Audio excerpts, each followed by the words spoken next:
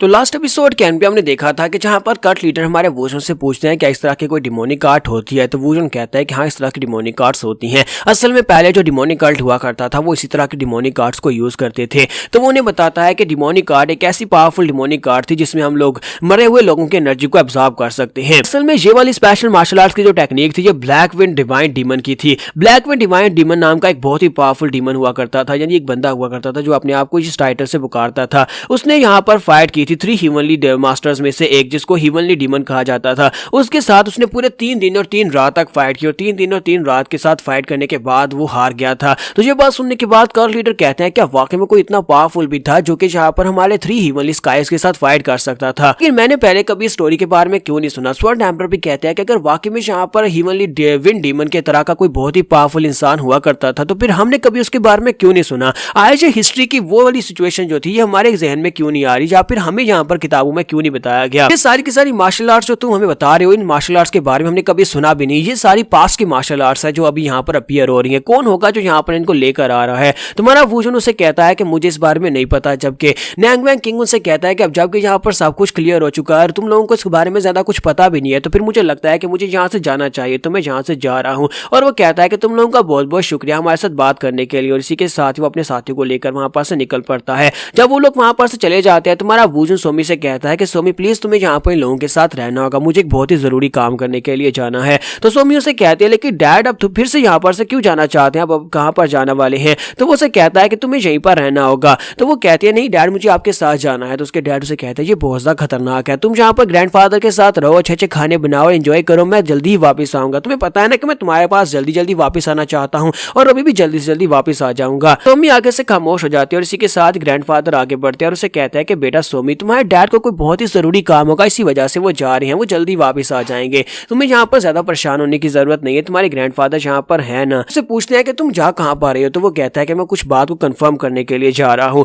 और इसी के साथ ही हमारा वूजन वहां से निकल जाता है। जबकि नेक्स्ट सीन जो होता है नैंग वैंग किंग का दिखाया जाता है कि नैंग वैंग किंग अकेला भाग रहा होता है, उसके बाकी के सभी साथी मर चुके होते हैं और इस वक्त वो मास्क वाले गोश्त उसके पीछे लगे होते हैं। तो वो कहता है कि मेरे साथी जो मर गए थे वो भी मम्मी बन चुके हैं और वो भी अब मेरा पीछा कर रहे हैं, मुझे मारना चाहते हैं, मैं यहाँ पर क्या करूं। पहले हम इनको ढूंढ रहे थे और जब मिल नहीं रहे थे, अब जबकि यहाँ पर हम इनको ढूंढ नहीं रहे और ये हमारा पीछा कर रहे हैं। ये बात तो कंफर्म है कि ये उन 20 डीमंस में से ही लोग हैं, लेकिन ये मेरा पीछा क्यों कर रहे हैं और मैं अकेले सभी को हरा भी नहीं पाऊंगा क्योंकि ये सभी लोग तो पहले से मरे हुए हैं, चाहे मैं इनके पर कितनी बार अटैक कर लूं ये मरते ही नहीं है। तो इनमें से एक जो होता है वो अपनी पट्टियों के साथ उसके पर अटैक करता है तो नैंग वैंग किंग की बॉडी पियर्स होती है और जख्मी हो जाता है, जिसकी वजह से वो वहीं पर गिर जाता है। तो गिरने के बाद जब उठता है तो पीछे की तरफ देखता है कि वहां पर वो बहुत सारे लोग होते हैं, सॉरी वो बहुत सारे डीमंस होते हैं जो कि अपनी पट्टियों के साथ उसके ऊपर एक साथ अटैक करते हैं। लेकिन इसी के साथ ही एक डीमन की गर्दन काट जाती है। वूजन वहां पर बड़ी तेजी से पहुंच जाता है कि गर्दन काट देता है। उसकी गर्दन काटने के बाद हमारा वूजन कहता है कि जैसा तुमने कहा था बिल्कुल वैसा ही है। एक का सर काटने के बाद मुझे महसूस हो रहा है कि ये वाकई में मरा हुआ इंसान है जो कि यहाँ पर पपेट की तरह यूज किया जा रहा है, ये अब और ज्यादा इंसान नहीं बचे। मैं तो यहाँ पर ये सोच रहा था कि ये बहुत ज्यादा स्किल्ड होंगे या फिर मार्शल आर्ट्स को यूज कर सकते होंगे, लेकिन असल में ये सिर्फ और सिर्फ मरी हुई लाशें हैं जिनको यहाँ पर पीछे से कंट्रोल किया जा रहा है।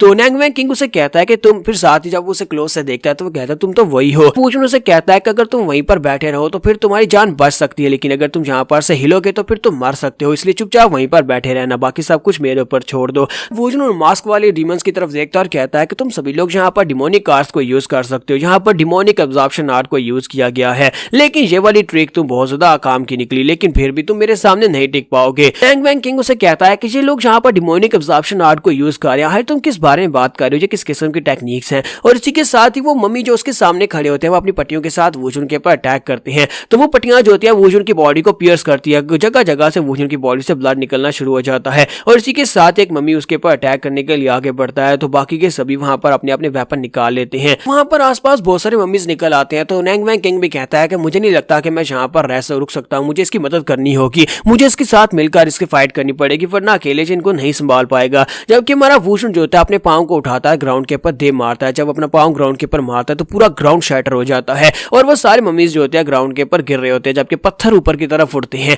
नैंग वैंग किंग कहता है कि आज ये बंदा इतना स्ट्रॉन्ग कैसे हो सकता है कि सिर्फ पाँव हिलाकर उसने पूरे ग्राउंड को ही शैटर कर दिया। तो जब पत्थर ऊपर की तरफ उड़ते हैं तो हमारा वूजन उन पत्थरों को वहां पर थ्रो करता है, वो उन सभी पत्थरों को वहां पर अपनी तलवार से थ्रो करता है। तो जिस जिसको जाकर पत्थर लगता है वो सारे मम्मीज की बॉडी के अंदर होल हो जाते हैं और उनकी गर्दनें उड़ा देता है। जबकि यहीं पर उस शामन को भी दिखाते हैं जो कि पेड़ की डाल के ऊपर खड़ा होता है, वो सब कुछ देख रहा होता है और कहता है कि मेरे सारे लोग मर चुके हैं, मुझे लगता है कि अब मुझे जाकर कोई और 20 डीमंस को ढूंढना होगा और इस बंदे के बारे में मुझे जाकर ब्लड डीमन को रिपोर्ट करना होगा कि यहाँ पर कोई बहुत ही पावरफुल मार्शल आर्टिस्ट आ गया है। जैसे वहां से भागकर जाने लगता है तो वोजन उसे कहता है कि तुम कहां पर जा रहे हो, तुम्हें क्या लगता है कि मैं यहाँ पर से तुम्हें जाने दूंगा, और वोजन उसके पीछे पहुंच जाता है और जाकर उसके ऊपर अटैक करता है। जब हमारा वोजन उसके ऊपर अटैक करता है तो उसके साथ हिट होने के बाद ग्राउंड के ऊपर गिर जाता है। तो हमारा वोजन उसे कहता है कि चलो जल्दी से आप बताना स्टार्ट करो, हाइट तुम कौन हो, यहाँ पर किसके लिए काम कर रहे हो, अगर तुम यहाँ पर मुझे चुपचाप नहीं बताओगे तो फिर तुम्हें यहाँ पर ऐसा दर्द दूंगा जो तुमने पहले जिंदगी में कभी एक्सपीरियंस नहीं किया होगा और वो मौत से भी ज्यादा बदतर होने वाला है। वोजन उसे कहता है कि यहाँ पर strengthening technique, demonic absorption art और साथ ही यहाँ पर मरे हुए लोगों को पपेट बनाना, ये सारी की सारी टेक्निक्स जो थी ये ब्लड डीमन से रिलेटेड है। कहीं ऐसा तो नहीं है कि तुम लोग ब्लड डीमन के रिलेटिव्स हो या फिर उसके डिसेंडेंट हो। कि वो पपेट मास्टर जो होता है उसे आगे से कोई जवाब नहीं दे रहा होता, लेकिन उसके पास उसकी तलवार के ऊपर एक मोनो होता है जो मोनो शामन्स का होता है। तो उसे देखने के बाद कहता है तो तुम लोग शामन्स हो। ये बात सुनने के बाद वो जल्दी से उस लोगों को छुपाता और कहता है कि ये बात मुझे किसी को पता नहीं लगने देनी थी, ये इन्फॉर्मेशन जो इन्फॉर्मेशन थी इसे हाइड करके रखना था, लेकिन इस बंदे ने जहां पर इसको देखते पहचान लिया। अब मैं यहाँ पर क्या करूं, मेरे पास और कोई चॉइस नहीं बची। और इसी के साथ वो अपनी तलवार को वोजन की तरफ फेंकता है। वो तलवार को वोजन की तरफ फेंककर खुद वहां पर से बड़ी तेजी से भागने की कोशिश करता है। पपेट मास्टर सोच रहा था कि मैं जल्दी से जल्दी वापस जाकर अपने कट लीडर को इस बारे में बताता हूँ कि यहाँ पर हमारे पीछे कोई पड़ा हुआ है जो कि हमें बड़ी आसानी से हरा सकता है और वो काफी स्ट्रांग भी है। तो वो सोच रहा था कि मैं जल्दी से यहाँ से निकल जाऊंगा, लेकिन इसी के साथ उसके ऊपर अटैक होता है। तुम्हारा वोजन वहीं पर खड़े खड़े अपने प्रेशर के साथ जब उसके ऊपर अटैक करता है तो वो ग्राउंड के ऊपर धड़ाम से गिर जाता है और कहता है कि मैं अपनी बॉडी को मूव नहीं कर पा रहा, यहाँ पर हो क्या रहा है। इसी के साथ हमारा वोजन वहीं पर से अपनी तलवार घुमाकर उसके ऊपर एक स्ट्राइक लगाता है और उसकी गर्दन काट देता है। नैंग वैंग किंग वहीं पर साइड के ऊपर खड़ा ये सब कुछ देख रहा होता है। नैंग वैंग किंग कहता है कि मैंने यहाँ पर आज से पहले कभी सोचा भी नहीं होगा कि इस तरह का कोई पावरफुल मास्टर भी होता है जो इतनी दूर से बिना हाथ लगाए भी किसी की गर्दन काट सकता है। इस बंदे ने बड़ी आसानी से उस मुशामन को मार दिया, पपेट मास्टर जो भी था उसको मार दिया। लगता है कि ये दुनिया बहुत ज्यादा बड़ी है और दुनिया में बहुत ही पावरफुल मास्टर्स भी रहते हैं जिनको मैं अभी तक जानता भी नहीं हूँ। और इसी के साथ ही हमारा वोजन वहां पर से वापस आने के बाद एक नदी के पास आकर अपने कपड़े धो रहा होता है। वो अपने कपड़े धोने के बाद अपने कपड़े पहन लेता और कहता है कि मुझे ऐसा लगता है कि जैसे पुराने दिन वापस आने वाले हैं, यानी कि पास के वो डिमोनिक कल्ट के लोग सारे वापस आने वाले हैं। काफी ज्यादा मुश्किल वाला होने वाला है। अगर मैंने जहां पर उन सभी को नहीं मारा होता तो मैं जहां पर उनके पास इंफॉर्मेशन ले सकता था, लेकिन उनमें से कोई भी जहां पर मुझे इंफॉर्मेशन नहीं देता। हमारा वोजन कहता है कि जहां पर जितनी भी टेक्निक्स हैं वो सारी की सारी ब्लड डीमन से रिलेटेड है। तो जहां पर अगर मैं इन सभी को आपस में जोड़कर देखता हूं तो मुझे लगता है कि 1000 साल के बाद अभी भी जहां पर ब्लड डीमन के डिसेंडेंट्स मौजूद हैं, जो लोग जहां पर अभी तक उन कल्टीवेशन टेक्निक्स को यूज कर रहे हैं जिनको बैन कर दिया गया था। वोजन सोच रहा था कि मैं जहां पर 1000 साल के बाद दोबारा उठा तो मुझे लगा कि मैं एक नॉर्मल जिंदगी जी सकता हूं, लेकिन अफसोस कि अब जहां पर डीमन कल्ट के लोगों के साथ मुझे फिर से भिड़ना पड़ेगा। जो काम मैं 1000 साल पहले किया करता था वो दोबारा मुझे करना पड़ेगा। वोजन जब वहां से जा रहा था तो इसी के साथ ही नैंग वैंग किंग वहां पर उसके सामने खड़ा होता है। तो वो उसे कहता है कि सर मेरी एक रिक्वेस्ट मान ले, और साथ ही उसके सामने घुटने टेक देता है और कहता है कि सर प्लीज मुझे अपना फॉलोअर बना ले, मुझे अपने साथ रख ले। तो यहाँ पर हम लोग अपने एपिसोड 61 का एंड करेंगे। नेक्स्ट एपिसोड में देखेंगे क्या हमारा वोजन नैंग वैंग किंग को भी अपने साथ रख लेगा मूजिन और समाते की तरह या नहीं। तो एपिसोड की एक्सप्लेनेशन अच्छी लगी हो तो कमेंट करके जरूर बताइएगा। वीडियो को लाइक करना मत भूलिएगा। Thank you.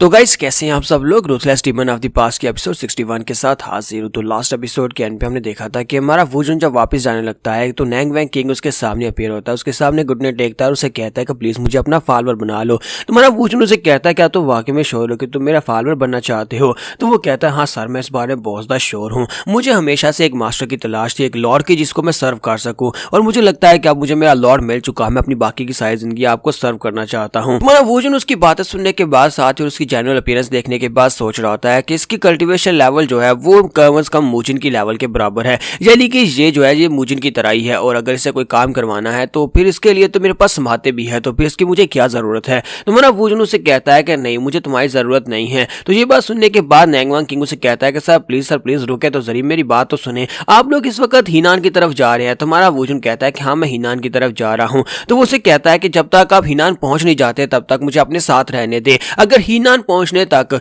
मैं अपने आप को साबित नहीं करवा सका तो फिर आप मुझे यहाँ से भगा देना, मैं चला जाऊंगा, मैं कुछ कहूंगा भी नहीं, लेकिन अगर मैंने अपने आप को साबित कर दिया और आपने इस बात को एक्सेप्ट कर लिया तो फिर मुझे अपना फॉलोअर बना लेना। तो मेरा वोजन कहता है कि आइडिया काफी अच्छा है। तो ये बात सुनने के बाद नैंग वैंग काफी ज्यादा खुश हो जाता है और कहता है सर आपका बहुत बहुत शुक्रिया, देखना मैं अपने आप को साबित करूंगा। और हमारा वोजन सोच रहा होता है कि मुझे लगता है कि इसे यहाँ पर मूजिन की तरह दुत्कारना नहीं चाहिए, क्योंकि लास्ट टाइम मूजिन को मैंने दुत्कारा था उसके बाद देखो उसकी क्या हालत हो गई थी। तो कम से कम इसने यहाँ पर अपने आप को खुद ही एक ऑप्शन तो दे लिया। तो इसी के साथ वो उसके पीछे भागना शुरू कर देता है। तो हमारा वुजन उसे कहता है कि अब मुझे बताओ कि यहाँ पर हीनान की तरफ जाने का सबसे फास्टेस्ट रास्ता कौन सा है। तो नैंगवेंग किंग उसे कहता है कि सर इस तरफ आए, यहाँ पर से माउंटेन की दूसरी तरफ हमें जल्दी से जल्दी हीनान में पहुंच जाएंगे। तो वुजन कहता है हाँ क्यों नहीं। तो फिर इसी के साथ ही नेक्स्ट सीन हीनान का दिखाया जाता है, जहाँ पर स्वर्ड एम्परर जो होते हैं वो बैठे बात कर रहे होते हैं। वो कल्ट लीडर से कहते हैं कि पता नहीं अचानक से डोमिनियन मास्टर डैन अचानक से चले क्यों गए। तो कल्ट लीडर उसे कहता है कि मुझे लगता है कोई बहुत ही खास बात होगी जिसकी वजह से वो चले गए हैं। इतने ज्यादा मिस्टीरियस तो मैंने जीगाल क्लैन के लोगों को देखा है जो कि हमेशा ही बहुत ज्यादा समझदार कहलाते हैं।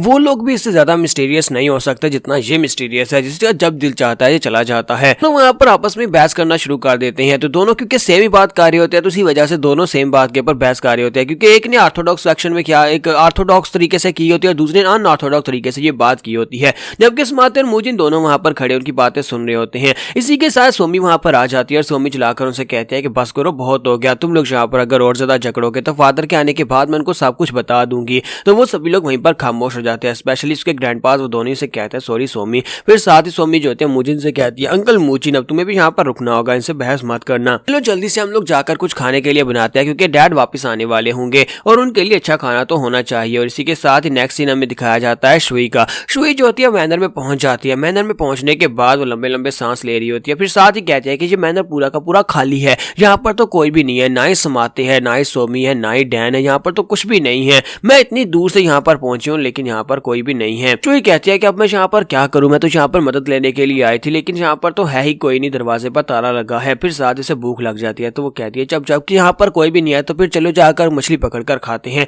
क्योंकि मैं यहाँ पर भूखी तो नहीं रह सकती। और इसी के साथ मछली पकड़ने के लिए डोंगटिंग लेक पर निकल जाती है। दूसरी तरफ फिर से ग्रैंडपा का सीन दिखाया जाता है कि वो लोग हीनान के अंदर एंटर कर चुके होते हैं और हीनान के एक होटल के अंदर जाकर बैठे होते हैं और सोच रहे होते हैं कहीं ऐसा तो नहीं है कि उसका अपना रास्ता भूल दिया हो। तो कल्ट लीडर उसे कहता है कि ऐसा नहीं हो सकता, वो एक बहुत ही पावरफुल मास्टर है, अगर वो चाहे तो एक झटके में उड़कर जहां तक पहुंच सकता है। जबकि वहां पर कुछ लोग जो बैठे होते हैं और मार्शल आर्टिस्ट वो लोग बातें कर रहे होते हैं कि म्यूरियम लाइन्स बहुत ही जल्दी खत्म होने वाली है। तो वो यहाँ पर ये बातें कर रहे होता है कि अब इन लोगों के पास जो नया म्यूरियम लाइन्स का लीडर आया है जिसे स्वर्ड सेंट भी कहते हैं, वो एक बहुत ही बड़ा याश परस्त और बहुत ही बड़ा शराबी है। वो सारा वक्त हर वक्त पीता रहता है और सारा दिन याशी करता रहता है, यानी कि नया लीडर बनने के बाद भी उसने म्यूरियम लाइन्स के लिए कुछ भी नहीं किया। इससे तो पुराने स्वर्ड एम्परर ही ठीक थे। कल्ट लीडर उन सभी की बातें सुन रहे होते हैं तो वो कहते हैं कि ये सभी लोग यहाँ पर क्या बातें किए जा रहे हैं, लगता है कि जो नया लीडर बना है वो वाकई में बहुत ही बड़ा कमीना है जिसके बारे में इतनी बातें हो रही हैं। तो यहाँ पर हमारे ग्रैंडपा सोच रहे होते हैं कि धुआं तभी उठता है जब आग लगी हो, और जहाँ पर बिना आग के तो धुआं नहीं उठेगा ना। अगर यहाँ पर इस तरह के रूमर्स है तो इसका मतलब यह है कि ये सच हो सकती है। इसी के साथ ही सोमी वहाँ पर आ जाती है और कहती है ग्रैंडपा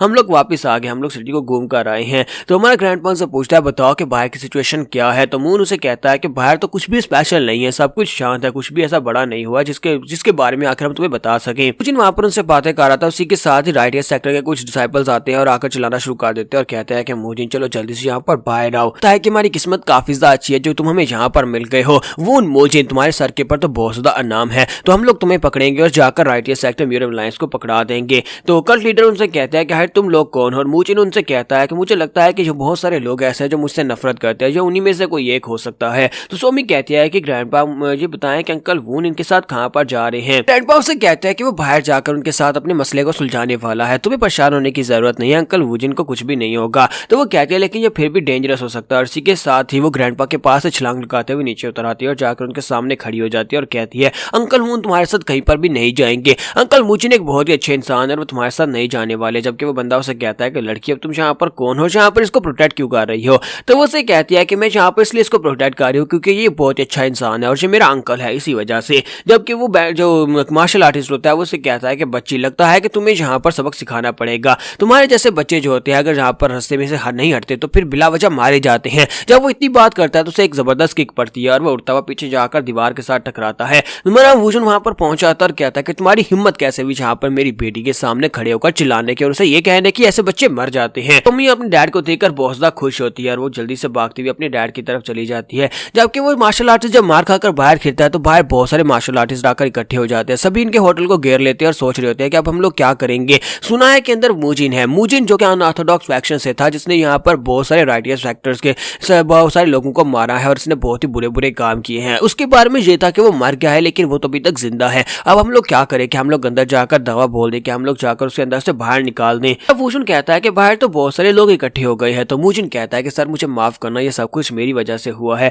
तो वूजन कहता है कि तुम्हें यहाँ पर इसके लिए ज्यादा परेशान होने की जरूरत नहीं है, मुझे लगता है कि लाइफ में थोड़ा सा फन भी तो होना चाहिए और थोड़ा सा श्योर भी होना चाहिए। साथ ही हमारा वूजन जो होता है वो ग्रैंडपा से पूछता है मुझे ये बताओ कि अब तुम्हारा आगे का क्या प्लान है, हम लोग हीनान में पहुंच चुके हैं। तो ग्रैंडपा उसे कहता है कि मैं यहाँ पर आकर इस जितने भी रूमर्स हैं उन सबकी ऑथेंटिसिटी को कंफर्म करना चाहता था और मैंने यहाँ पर आकर जो कुछ भी सुना है मुझे लगता है कि ये वाकई में सच है कि स्वर्ड सेठ वाकई में यशप्रस्त हो गया और बहुत ही कमीना इंसान निकला है। तो इसलिए मेरे पास सिर्फ और सिर्फ एक ही ऑप्शन बचता है, मुझे रात के वक्त म्यूरियम अलायंस में घुसना होगा और वहां पर जाकर खुद उसका सामना करना पड़ेगा। मुझे उनसे कहता है क्या ये पॉसिबल है, क्या तुम म्यूरियम अलायंस के अंदर घुस पाओगे? तो वो कहते हैं हाँ मैं घुस सकता हूँ, क्योंकि जब हम लोग यहाँ पर अलायंस का लीडर बनते हैं तो हमें यहाँ पर एक सीक्रेट पैसेज के बारे में बताया जाता है, सिर्फ और सिर्फ अलायंस लीडर को उसके बारे में पता होता है, मैं उससे तुम्हें अंदर लेकर जा सकता हूँ। उनसे कहता है ये बात तो ठीक है, अगर हम लोग म्यूरियम अलायंस के अंदर जाना चाहते हैं तो पहले यहाँ पर की हमें सफाई करनी पड़ेगी, बाहर देखो ना कितने लोग हैं, इन सभी से निमट कर आगे बढ़ना होगा। तो इसी के साथ ही नैंग वैंग किंग आगे बढ़ता है और कहता है कि मैं मदद करूंगा। तो हमारा वूजन उसकी बात सुनने के बाद सोच रहा होता है, समाते अगर यहाँ पर होता है तो वो कहता है कि ये बेवकूफ है और मूजिन भी कहता है कि ये बेवकूफ है, जबकि ये बंदा जो है ये यूजलेस है लेकिन बहुत ज्यादा रिलायबल है। हमारा वूजन उनसे कहता है कि जल्दी से बाहर जाओ और जाकर सभी का सफाया कर दो। तो वो दोनों जो होते हैं बड़ी तेजी से बाहर भाग जाते हैं, मूजिन और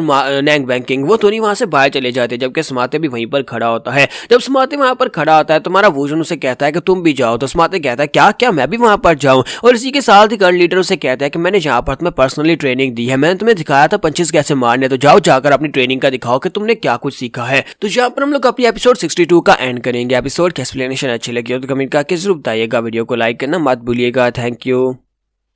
तो लास्ट एपिसोड कैन पे हमने देखा था कि हमारा वूजन अपने साथियों से कहता है कि बाहर जाओ, जाकर सभी का सफाया कर दो। तो मूजिन और नैंग वैंग किंग दोनों भागते हुए बाहर चले जाते हैं, जब किसी के साथ ही गार्ड लीडर्स माथे से कहते हैं कि तुम भी वहां पर जाओ। एक मार्शल आर्टिस्ट की जिंदगी जो होती है वो डबल एज स्वॉर्ड की तरह होती है, किसी वक्त भी वो मार सकता है, इसलिए तुम्हें मौत से नहीं डरना चाहिए। मैंने तुम्हें जो कुछ भी सिखाया जाओ जाकर वो दिखाओ मुझे, मैं ऊपर खड़ा होकर ये सब कुछ देखूंगा। तो हमारा माथे उसे कहता है लेकिन मैं तो यहाँ पर मैनर का कुक बनकर ही खुश हूँ, मैं कुक की फ्रीक हूँ, मुझे वहां पर नहीं जाना। तो इसी के साथ ही वो उसे बहुत ही बुरी तरह से पीटते हैं और कहते हैं कि चल जल्दी से बाहर जा। तो समाते भी वहां पर उनके साथ बाहर चला जाता है। तो वो तीनों जाकर उन सभी के सामने खड़े हो जाते हैं, जबकि वो तीनों ऊपर खिड़की से सब कुछ देख रहे होते हैं। तो ग्रैंडपा कहते हैं कि देखो तो जरा यहाँ पर आजकल के जो लोग हैं ये लोग इतने भी ज्यादा रेकलेस नहीं है, बल्कि ये लोग समझते हैं कि अगर ये लोग नैंग वैंग किंग से पंगा लेंगे तो वो लोग मारे जाएंगे, क्योंकि नैंग वैंग किंग यहाँ पर आसपास के इलाके में काफी ज्यादा फेमस है। तो इनमें से काफी सारे लोग जो है वो यहाँ से जा रहे हैं। वूजन कहता है कि अब जबकि कुछ लोग यहाँ से चले गए हैं तो बाकी सभी लोगों का क्या, मुझे नहीं लगता कि वो सभी लोग यहाँ से जाएंगे। तो सोमी भागती वहां पर आ जाती है और कहते हैं कि मुझे भी यहाँ पर देखने दो।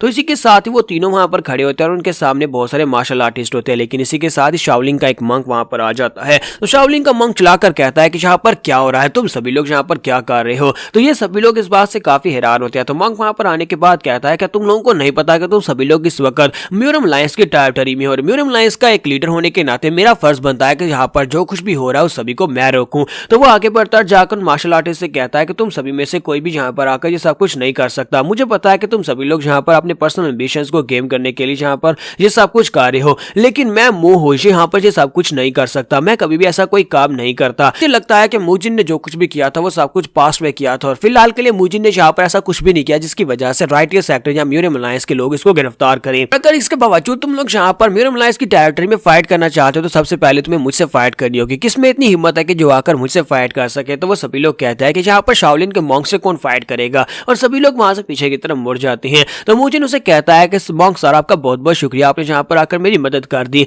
तो मॉन्क उसे कहता है कि मैं यहाँ पर तुम्हारी मदद नहीं कर रहा बल्कि अपनी मदद कर रहा हूँ। तुम लोग इस वक्त म्यूरियम अलायंस की टेरिटरी में, और मैं नहीं चाहता कि म्यूरियम अलायंस की टेरिटरी में यहाँ पर कोई मुश्किल काज हो, इसी वजह से तुम लोग भी चुपचाप यहाँ से चले जाओ और कोई भी मुश्किल काज मत करना, वरना मुझे खुद आकर तुम्हें यहाँ पर सबड्यू करना होगा। मुझे नहीं पता कि तुम लोग यहाँ पर क्या करने के लिए आए हो। तुम्हारे साथ एक तो नैंग वैंग किंग है जिसके बारे में सभी लोग जानते हैं, और एक तुम हो जो कि ट्विन ब्लेड हो, और तीसरा बंदा इसके बारे में मुझे नहीं पता, लेकिन लगता है ये भी कोई खास बंदा ही होगा। शाओलिन मॉन्क उनसे कहता है कि ठीक है अब मैं यहाँ से जा रहा हूँ, लेकिन यहाँ पर कोई मुश्किल काज मत करना है कि मुझे खुद यहाँ पर आकर तुम्हें पकड़ना पड़ जाए। और इसी के साथ वो पीछे की तरफ मुड़ जाता और कहता है कि मैं यहाँ पर म्यूरियम अलायंस के दिनों को अच्छे शांति से गुजारना चाहता हूँ, क्योंकि वैसे भी यहाँ पर म्यूरियम अलायंस खत्म होने वाली है, म्यूरियम अलायंस के दिन पूरे हो चुके हैं, इसी वजह से यहाँ पर मुश्किल काज मत करो। और वो जहाँ चला जाता है, उसके चले जाने के बाद हमारा वूजन नीचे उतरता है और कहता है ये बंदा तो काफी ज्यादा इंटरेस्टिंग था। तो इसी के साथ ही वूजन उसे कहता है कि सर हाँ ये वाकई में काफी ज्यादा इंटरेस्टिंग था, उसकी बॉडी के इर्द काफी कमाल का हो रहा था। तो स्वर्ड एम्परर उनसे कहते हैं कि इसका नाम मू हो है और शाओलिन में इसका रैंक काफी ज्यादा टॉप का, और मुझे लगता है कि शाओलिन का अगला लीडर बनने के लायक है। लीडर उसे कहता है कि ये तो सिर्फ और सिर्फ एक मॉन्क है और तुम यहाँ पर इसे लीडर बनाने की कोशिश कर रहे हो। तो इसी के साथ ही नेक्स्ट सीन जो होता है हमें रात के वक्त का दिखाया जाता है। रात के वक्त दिखाते हैं कि नैंगगोंग किंग और इसके साथ साथ मूजिन दोनों अपने वेपन्स को साफ कर रहे होते हैं, जबकि समाते वहीं पर होता है।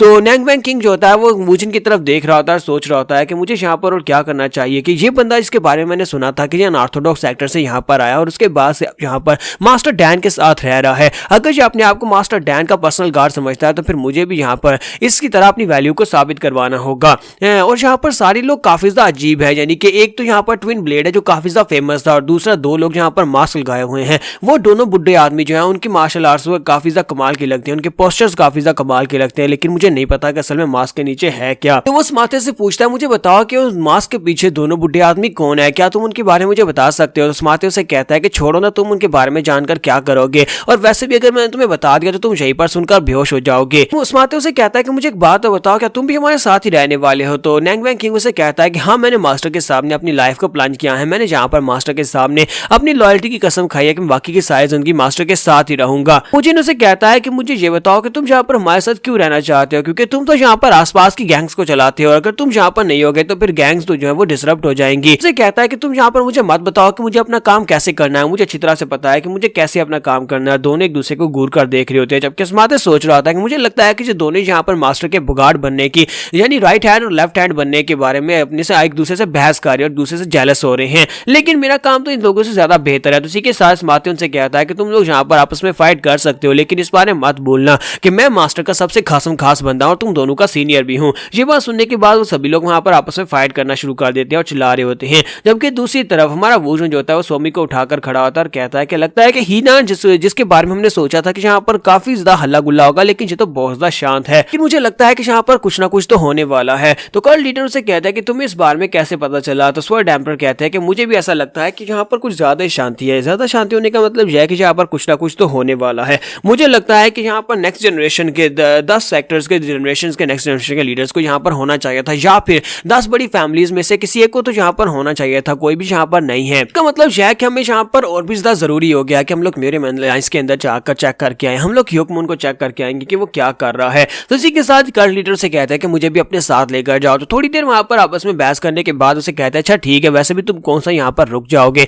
ठीक है तुम भी हमारे साथ आ सकते हो, क्योंकि कर्ल लीडर जो म्यूरियम लाइंस के अंदर से जाकर उसको देखना चाहते हैं, उन्होंने कभी म्यूरियम लाइंस के अंदर से उसे नहीं देखा। इसी के साथ ही कर्ल लीडर हमारे वुजन से पूछते हैं मुझे एक बात तो बताओ कि सोमी यहाँ पर इतनी आराम से कैसे सो सकती है, जबकि यहाँ पर काफी शोर है, हम लोग भी बहस कर रहे हैं वो भी ऊंची ऊंची आवाज में, जबकि वो तीनों भी वहां पर लड़ाई कर रहे हैं। तुम्हारा वुजन उसे कहता है कि ये इसलिए यहाँ पर इतने आराम से सो रही है क्योंकि मैंने इसके प्रेशर पॉइंट्स को दबाया हुआ है, मैं नहीं चाहता कि यहाँ पर ये शोर की वजह से उठ जाए, क्योंकि आज की रात बहुत ज्यादा खतरनाक होने वाली है और शोर भी बहुत ज्यादा होने वाला है। मैं चाहता हूँ कि ये आराम से यहाँ पर सोई रहे जबकि हम लोग अपना काम करके वापस आ जाए। और इसी के साथ उन्हें बाहर से आवाज आती है, तो ग्रैंडपा कहते हैं कि मैं जाकर देखता हूँ कि बाहर क्या हुआ है। तो वो जल्दी से भागते हुए बाहर आते हैं, तो उन्हें धमाकों की आवाज आ रही होती है और ये म्यूरियम अलायंस की मेन हाउस की तरफ से आ रही होती है। तो वो लोग कहते हैं ये तो म्यूरियम अलायंस की तरफ से है, लगता है कि म्यूरियम अलायंस में कुछ ना कुछ तो हुआ है, हमें जल्दी से वहां पर जाना होगा। तो नेक्स्ट म्यूरियम अलायंस का दिखाया जाता है जहां पर क्लैन के लीडर अपने बेटे के साथ भागते हुए बाहर की तरफ आते हैं और उससे पूछते हैं बताओ कि हुआ क्या है। तो वो चिल्लाकर उसे कहते हैं मैं तुमसे पूछ रहा हूँ क्या हुआ है। तो वो कहता है फादर मुझे लगता है कि 10 बड़ी फैमिलीज के लोगों ने यहाँ पर हमारे पर अटैक कर दिया है,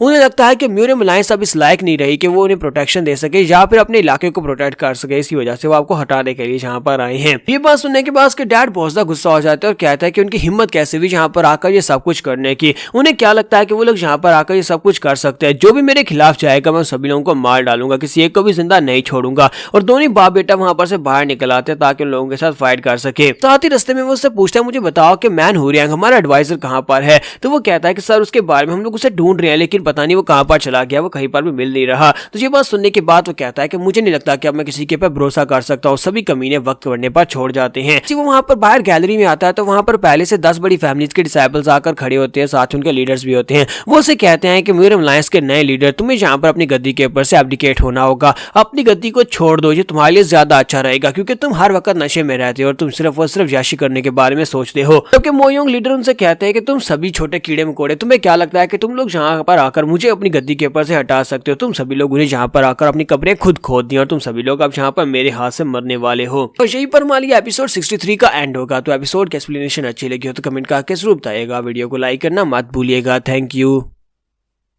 तो लास्ट एपिसोड के एंड पे हमने देखा था कि जहाँ पर मोयोंग क्लैन के लीडर को हटाने के लिए 10 बड़े सेक्टर्स में से बहुत सारे डिसेबल्स वहां पर आते हैं और आकर उसे कहते हैं कि अपनी कुर्सी को छोड़ दो क्योंकि तुम एक बहुत ही याशपरस्त इंसान और तुम इस लायक नहीं हो। इसी के साथ ही मोयोंग क्लैन लीडर उनके ऊपर अटैक करना स्टार्ट कर देते हैं और वो उनको बहुत ही बुरी तरह से मार रहे होता है क्योंकि ये है तो स्वर्ड एम्परर लेवल के, इसी वजह से ये काफी ज्यादा पावरफुल होते हैं और इनकी तलवारबाजी भी काफी ज्यादा बेहतर होती है। तुम्हारा वुजन भी अपने साथियों के साथ वहां पर पहुंच जाता है और वो तीनों दूर खड़े सब कुछ देख रहे होते हैं। तुम्हारा वुजन कहता है कि मुझे लगता है कि यही मोयोंग ह्यूकमोन है जिसके साथ में फाइट करनी है। तो वो कहते हैं हाँ यही वो है। साथ ही वहां पर वो देख रहे होते हैं कि 10 सेक्टर्स के जो डिसाइपल्स होते हैं वो लोग बुरी तरह से मार खा रहे होते हैं। एक लड़की वहां पर अपने फादर को लेकर रो रही होती है और कहती है फादर प्लीज अपनी आंखें खोलो, तुम ऐसे नहीं मर सकते। ग्रैंडपा वहां पर ये सब कुछ देखकर सोच रहे होते हैं कि वो म्यूरियम अलायंस जिसे मैंने इतने सालों तक सर्व किया वो इतनी बुरी हालत में कैसे हो सकती है कि सभी लोग आपस में लड़ मर रहे हैं। तो इसी के साथ ही मोयोंग ह्यूकमोन जो होता है अपनी तलवार को उठाता है और कहता है कि तुम भी अपने फादर के पास ही जाने वाली हो और वो उस लड़की को मारने लगता है। लेकिन इसी के साथ ही उसके ऊपर एक स्ट्राइक लगती है, लेकिन उसकी स्ट्राइक जो होती है वो उसकी बॉडी तक पहुंचने से पहले उसका बेटा सामने आ जाता है और आकर तलवार के अटैक को ब्लॉक कर लेता है। तो स्वर्ड एम्परर जो होते हैं उसके बेटे के ऊपर स्ट्राइक लगाता है जिससे उसका बेटा जख्मी हो जाता है। तो मास्टर मोयोंग से कहता है कि कौन हो तुम कमीने, कहीं कि तुम्हारी हिम्मत कैसे हुई कि मेरे बेटे के ऊपर तुमने अटैक किया, तुमने यहाँ पर मेरे ऊपर अटैक करने की कोशिश की। तो स्वर्ड एम्परर से कहता है कि मैं जुनशान स्वर्ड हूँ। तो ये आवाज सुनने के बाद वो कहता है कि जुनशान स्वर्ड, लेकिन मैं ये आवाज पहचानता हूँ, ये तो स्वर्ड एम्परर की आवाज है। चाहे कुछ भी हो जाए मैं इसको अच्छे से पहचानता हूँ और इसकी एनर्जी को पहचानता हूँ। मैं आज से बहुत बार पहले भी इससे फाइट कर चुका हूं तो मैं इसकी एनर्जी को अच्छी तरह से पहचानता हूं। ये स्वर्ड एम्परर ही है, चाहे मास्क लगाकर अपने चेहरे को क्यों ना छुपा ले, लेकिन ये वही है, ये नैमगोंग चियोनी है। तो मास्टर मोयोंग से कहते हैं कि तुम एक बिल्कुल कॉकरोच की तरह हो, मैंने तुम्हें बहुत ही बुरी तरह से मारने की कोशिश की लेकिन इसके बावजूद तुम पता नहीं कहां से निकल कर आ गए हो। लेकिन फिर भी जो भी हो तुम आज फिर से यहाँ पर मेरे हाथ से मरने के लिए आए हो, मैं तुम्हें नहीं छोड़ूंगा। तो कल्ट लीडर से कहता है कि बुढ़े खुसट गए कि क्या मैं तुम्हारी मदद करूं। तो वो से कहते हैं नहीं, ये कुछ ऐसा है जिसे मुझे खुद करना होगा, इसे मुझे खुद ही खत्म करना होगा, तुम में से कोई भी फाइट के बीच में नहीं आएगा। तो स्वर्ड एम्परर कहते हैं कि आज यहाँ पर मैं इसको हराने वाला हूँ क्योंकि इसने यहाँ पर ऑर्थोडॉक्स सेक्टर्स में करप्शन लेकर आया। ये करप्ट है जिसकी वजह से पूरी की पूरी म्यूरियम अलायंस की हालत खराब हो चुकी है। जुनशान स्वर्ड जो कि इंसाफ के नाम पर है वो इसको यहाँ पर सजा देगा। मोयोंग कहता है कि तुम यहाँ पर कोई बच्चों का प्ले खेल रहे हो, तुम यहाँ पर किस तरह की चाइल्डिश बातें किए जा रहे हो। अगर तुम यहाँ पर अपनी पहचान को छुपाना चाहते हो तो कम से कम कोई और नाम लेकर आते। जबकि मोयोंग का बेटा चलाकर उसे कहता है कि डैड प्लीज वॉच आउट, ये स्वर्ड एम्परर है तो ये काफी स्ट्रॉन्ग हो सकता है। लेकिन इसी के साथ ही हमारा वुजन जो होता है उसके मुंह पर एक पत्थर मारता है। जैसे उसे पत्थर लगता है तो उसका बेटा वहीं पर नीचे गिरकर बेहोश हो जाता है। तुम्हारा वुजन कहता है क्या तुमने सुना नहीं कि इन दोनों की फाइट में किसी को भी स्टेप अप करने की जरूरत नहीं हो, ना ही कोई बीच में आएगा। इसका मतलब यह है कि तुम यहाँ पर आराम से लेटे रहो और हम लोग यहाँ पर शो को एंजॉय करने वाले हैं। और इसी के साथ ही वहाँ पर फाइट स्टार्ट होने लगी है। तो ह्यूकमोन कहता है तुम्हें वाकई में लगता है कि तुम एक बाजू से भी मुझसे फाइट को जीत जाओगे। तो हमारे स्वर्ड एम्परर से कहते हैं कि जैसे कि मैं पहले तुमसे कभी जीता ही नहीं, तुम्हें क्या लगता है कि मैं यहाँ पर एक बाजू से तुम्हें हरा नहीं सकता। ये बात सुनने के बाद से और भी ज्यादा गुस्सा आ जाता है और कहता है कि ये कमीना फिर से बिल्कुल वैसी बात कर रहा है जैसे ये पहले किया करता था। इसे लगता है कि ये बहुत ज्यादा पावरफुल है और ये हमेशा मुझसे जीतेगा जिस तरह मैं हमेशा इससे हारता आया हूँ। और इसी के साथ ही फाइट स्टार्ट हो जाती है। दोनों एक दूसरे के ऊपर स्ट्राइक्स लगा रहे होते हैं और बहुत ही पावरफुल स्ट्राइक्स लगा रहे होते हैं। तो मोयोंग से कहता है कि जब यहाँ पर बहुत हुआ, अब तुम यहाँ पर मुझे बिल्कुल भी नहीं हरा सकते, एक बाजू के साथ तो बिल्कुल भी नहीं हरा पाओगे। अब मैं स्वर्ड एम्परर हूँ, मैं स्वर्ड सेंट नहीं रहा। मेरी तरफ इस तरह से देखना बंद करो जैसे कि तुम मुझे यहाँ पर जिस तरह देखते हो कि मैं तुमसे बहुत ज्यादा कमजोर हूँ और मैं यहाँ पर तुमसे बहुत ज्यादा लो लेवल हूँ। स्वर्ड एम्परर से कहता है कि तुम्हारे दिल में जो मेरे खिलाफ नफरत थी वो इस लेवल तक पहुंच चुकी है कि तुम्हें वापस नहीं लाया जा सकता और जिसकी वजह से तुमने यहाँ पर म्यूरियम अलायंस का बेड़ा गर्क करके रख दिया है। तो मोयोंग से कहता है कि मुझे यहाँ पर सबक सिखाने की कोशिश मत करो, तू मेरे बाप नहीं। और इसी के साथ ही वो कहता है कि आज यहाँ पर मैं तुम्हें सबक सिखाऊंगा। और इसी के साथ ही वो अपनी पावर्स को रिलीज करते हुए फिर से उसके ऊपर अटैक करने के लिए आगे बढ़ता है। वो चिल्लाते हुए अपनी तलवार को घुमाकर उसके ऊपर अटैक करता है। जब वो तलवार जो होती है उसके माथे में जाकर स्टैब होने लगती है स्वर्ड एम्परर के, तो वहां पर एक जबरदस्त धमाका होता है। स्वर्ड एम्परर भी पीछे की तरफ गिर जाते हैं। स्वर्ड एम्परर जख्मी होकर पीछे की तरफ गिर जाता है क्योंकि एक बाजू के साथ वो ज्यादा उसे ब्लॉक नहीं कर सकते और साथ ही उनकी तलवार के अंदर भी काफी सारे क्रैक्स पड़ जाते हैं और उनकी तलवार टूट जाती है। तो ह्यूकमोन उनसे कहता है कि देखो जरा अब यहाँ पर क्या होने वाला है। और हमारे स्वर्ड एम्परर की एनर्जी को महसूस कर पा रहे होते हैं कि उसकी एनर्जी पहले से काफी ज्यादा बदल गई है, उसकी एनर्जी अब पहले से काफी ज्यादा डिमोनिक हो चुकी है। स्वर्ड एम्परर सोच रहे होते हैं कि अब मैं यहाँ पर क्या करूं, मेरी तलवार भी टूट चुकी है जबकि इसकी बॉडी के अंदर से जो एनर्जी निकल रही है वो बहुत ज्यादा डेविलिश और मैं इसको ज्यादा देर तक रोक नहीं पाऊंगा। और इसी के साथ ह्यूकमैन उसके करीब पहुंच जाता है, अपनी तलवार को घुमाकर उसको स्टैब करता है, जिसकी वजह से स्वॉर्ड एम्परर और भी बुरी तरह से जख्मी हो जाते हैं और वहीं पर पीछे की तरफ गिर जाते हैं। और ह्यूकमैन उसके सामने खड़ा होकर मुस्कुरा रहा होता है, बिल्कुल एक डेविल की तरह वहां पर हंस रहा होता है और आखिरी वार उसके ऊपर करने लगता है, यानी कि उसकी गर्दन काटने लगता है। जैसे वो अपनी तलवार को घुमाकर ग्रैंडपा के ऊपर अटैक करता है तो उसी के साथ ही हमारा वूजन बीच में आ जाता है, अपना हाथ सामने करते हुए तलवार के अटैक को ब्लॉक कर लेता है। तो इस बात से वो भी काफी हैरान होता है। तो हमारा वूजन जब तलवार को पकड़ता है तो तलवार आगे से बिल्कुल एक मेटल के स्क्रैप की तरह मुड़ जाती है। साथ ही वूजन उसे झटका मारता है, जिसकी वजह से उसके हाथ से तलवार भी छूट जाती है। तो हमारा वूजन कहता है कि मुझे लगता है कि ये शो यहीं पर खत्म करना होगा, ये फाइट काफी ज्यादा अच्छी थी लेकिन तुम फिलहाल के लिए मर नहीं सकते। जबकि ह्यूकमैन भागता हुआ आगे बढ़ता है, जाकर अपने बेटे के पास पड़ी हुई तलवार को उठाता है और उस तलवार को उठाकर वूजन के ऊपर अटैक करने के लिए आगे बढ़ता है और कहता है कि आज कोई भी जहां पर हम दोनों की फाइट में नहीं आ सकता,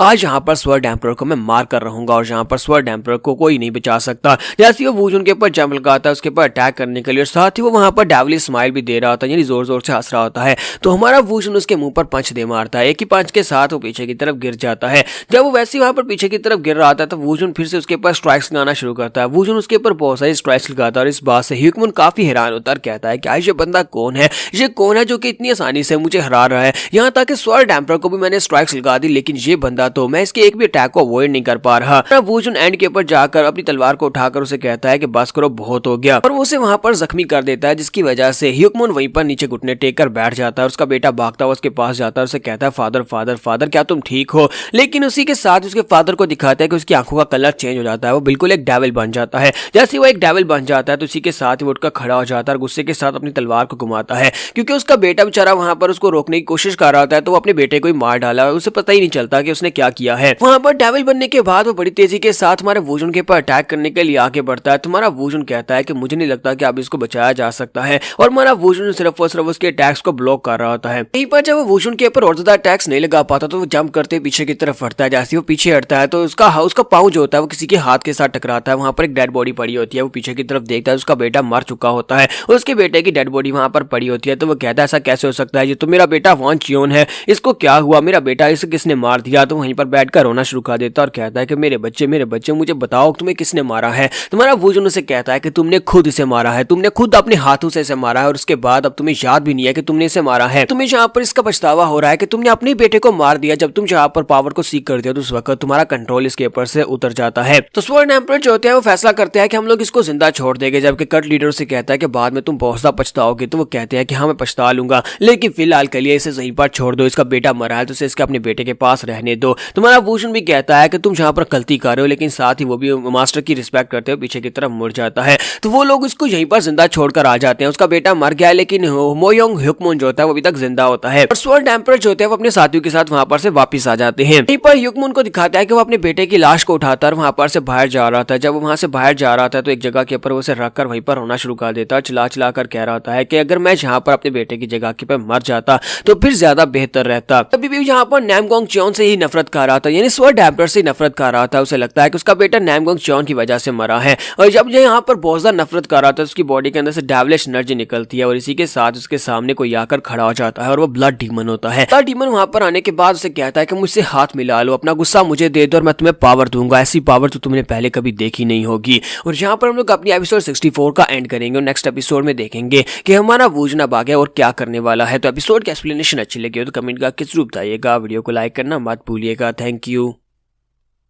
तो इस एपिसोड की शुरुआत में दिखाते हैं कि हमारा वूजन, स्वॉर्ड एम्परर और स्वकल लीडर तीनों जब अपना मिशन पूरा कर लेते हैं, वहां से वापस आने के बाद ये लोग वापस घर जाने का फैसला करते हैं। तो यहाँ पर सोमी को दिखाता है कि सोमी काफी ज्यादा उदास होती है, वो अपने डैड से कहती है डैड क्या हम लोग वाकई में शाओलिन टेंपल को विजिट नहीं कर सकते। तो स्वॉर्ड एम्परर से कहते हैं कि हम लोग अभी घर वापस जाने वाले हैं, मैं तुमसे वादा करता हूँ कि घर जाने के बाद मैं तुम्हें एक बोर्ड के ऊपर लेकर डोंगटिंग लेक में जाऊंगा, वहां पर जाकर हम लोग मछलियां पकड़ेंगे। तो सोमी कहती है क्या वाकई में ग्रैंडपा क्या हम लोग बहुत दूर जाएंगे। तो वो कहते हैं हाँ बहुत दूर तक जाएंगे, लेकिन साथ ही वो फिर भी हम लोग यहाँ पर टेंपल को एक बार तो देख ही सकते हैं, हम लोग शाओलिन टेंपल को बाहर से देख लेंगे। तो मेरा वूजन से कहता है कि अच्छा ठीक है मुझे बताओ क्या शाओलिन टेंपल तुम्हें इतना ज्यादा पसंद है। तो वो कहती है हाँ डैड मुझे यहाँ पर शाओलिन टेंपल को देखना था, मैंने सुना है वो बहुत ज्यादा बड़ा है। इसी के साथ वूजन उसके हाथ के ऊपर लकड़ी का बना हुआ एक शाओलिन टेंपल रख देता है और कहता है ये देखो। तो वो सोमी बहुत ज्यादा खुश हो जाती है और कहती है ये तो छोटा मिनी शाओलिन टेंपल है। तो वो भागती हुई आगे बढ़ती है और कल्ट लीडर से कहती है ग्रैंडपा ग्रैब्स ये देखो ये एक शाओलिन टेंपल है। तो ग्रैंडपा उसे देखकर कहते हैं क्या वाकई में ये कहाँ से आया, मुझे भी एक चाहिए, मुझे भी एक चाहिए।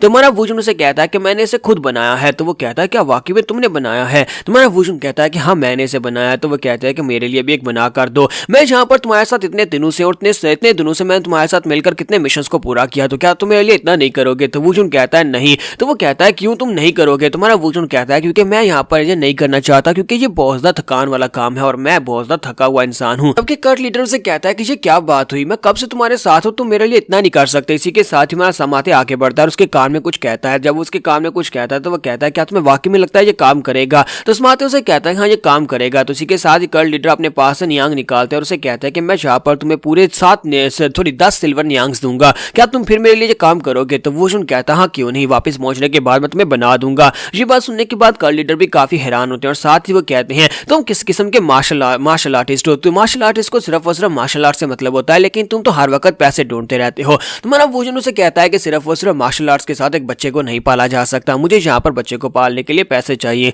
और साथ ही उन्हीं पैसों के साथ वहां पर स्वामी के लिए डम्पलिंग्स खरीद देता है। तो ये देखकर समाते कहता है मुझे बताओ कि तुम लोगों ने कल रात को जो कुछ भी करना था क्या वो कर लिया, क्योंकि तुम लोग एक खास मिशन के ऊपर गए थे। स्वर्ड एम्परर से कहता है कि नहीं कुछ भी नहीं हुआ। समाते कहता है कि ये किस किस्म की बात हुई, मुझे पता है कि कल कुछ ना कुछ तो हुआ था, कल जहाँ पर बहुत ज्यादा शोर हो रहा था रात के वक्त नैमगोंग फैमिली में म्यूरियम अलायंस में कुछ हुआ था। तो ग्रैंडपा से कहते हैं नहीं ऐसा कुछ भी नहीं हुआ, चुपचाप बैठे रहे। और साथ ही वो अपनी मुट्ठी बंद करते हैं और कहते हैं अगर तुम यहाँ पर रोज ज्यादा बात करोगे तो फिर तुम्हारे दांत टूटेंगे। तो वो कहता है अच्छा ठीक है मुझे लगता है कुछ भी नहीं हुआ होगा। और साथ ही वो सोच रहा था ये लोग देखो जहाँ इस तरह शो करवा रहे हैं जैसे कुछ हुआ है नहीं, मुझे पता है कि रात को ये तीनों निकल गए थे और तीनों ने कुछ ना कुछ तो किया होगा। इसके साथ ही नेक्स्ट सीन जो होता है हमें एक मेन हाउस का दिखाया जाता है जहाँ पर बाकी की बची हुई 5 फैमिलीज होती है बैठी होती है, क्योंकि यहाँ पर टोटल 8 बड़ी फैमिलीज होती हैं, उनमें से 3 बड़ी फैमिलीज डिस्ट्रॉय हो चुकी हैं और उनमें से सिर्फ और सिर्फ 5 फैमिलीज बचती हैं। और वो सभी लीडर्स वहां पर बैठकर आपस में चर्चा कर रहे होते हैं, सभी एक दूसरे से बात कर रहे होते हैं कि अब यहाँ पर क्या करना चाहिए, क्योंकि यहाँ पर ओयोंग क्लैन का जो स्वर्ड सेंट था वो तो बहुत ही बुरा इंसान निकला। वो म्यूरियम अलायंस का लीडर बनने के बाद उसने यहाँ पर अलायंस को बहुत ही बुरी हालत में पहुंचा दिया। स्वर्ड एम्परर के मरने के बाद से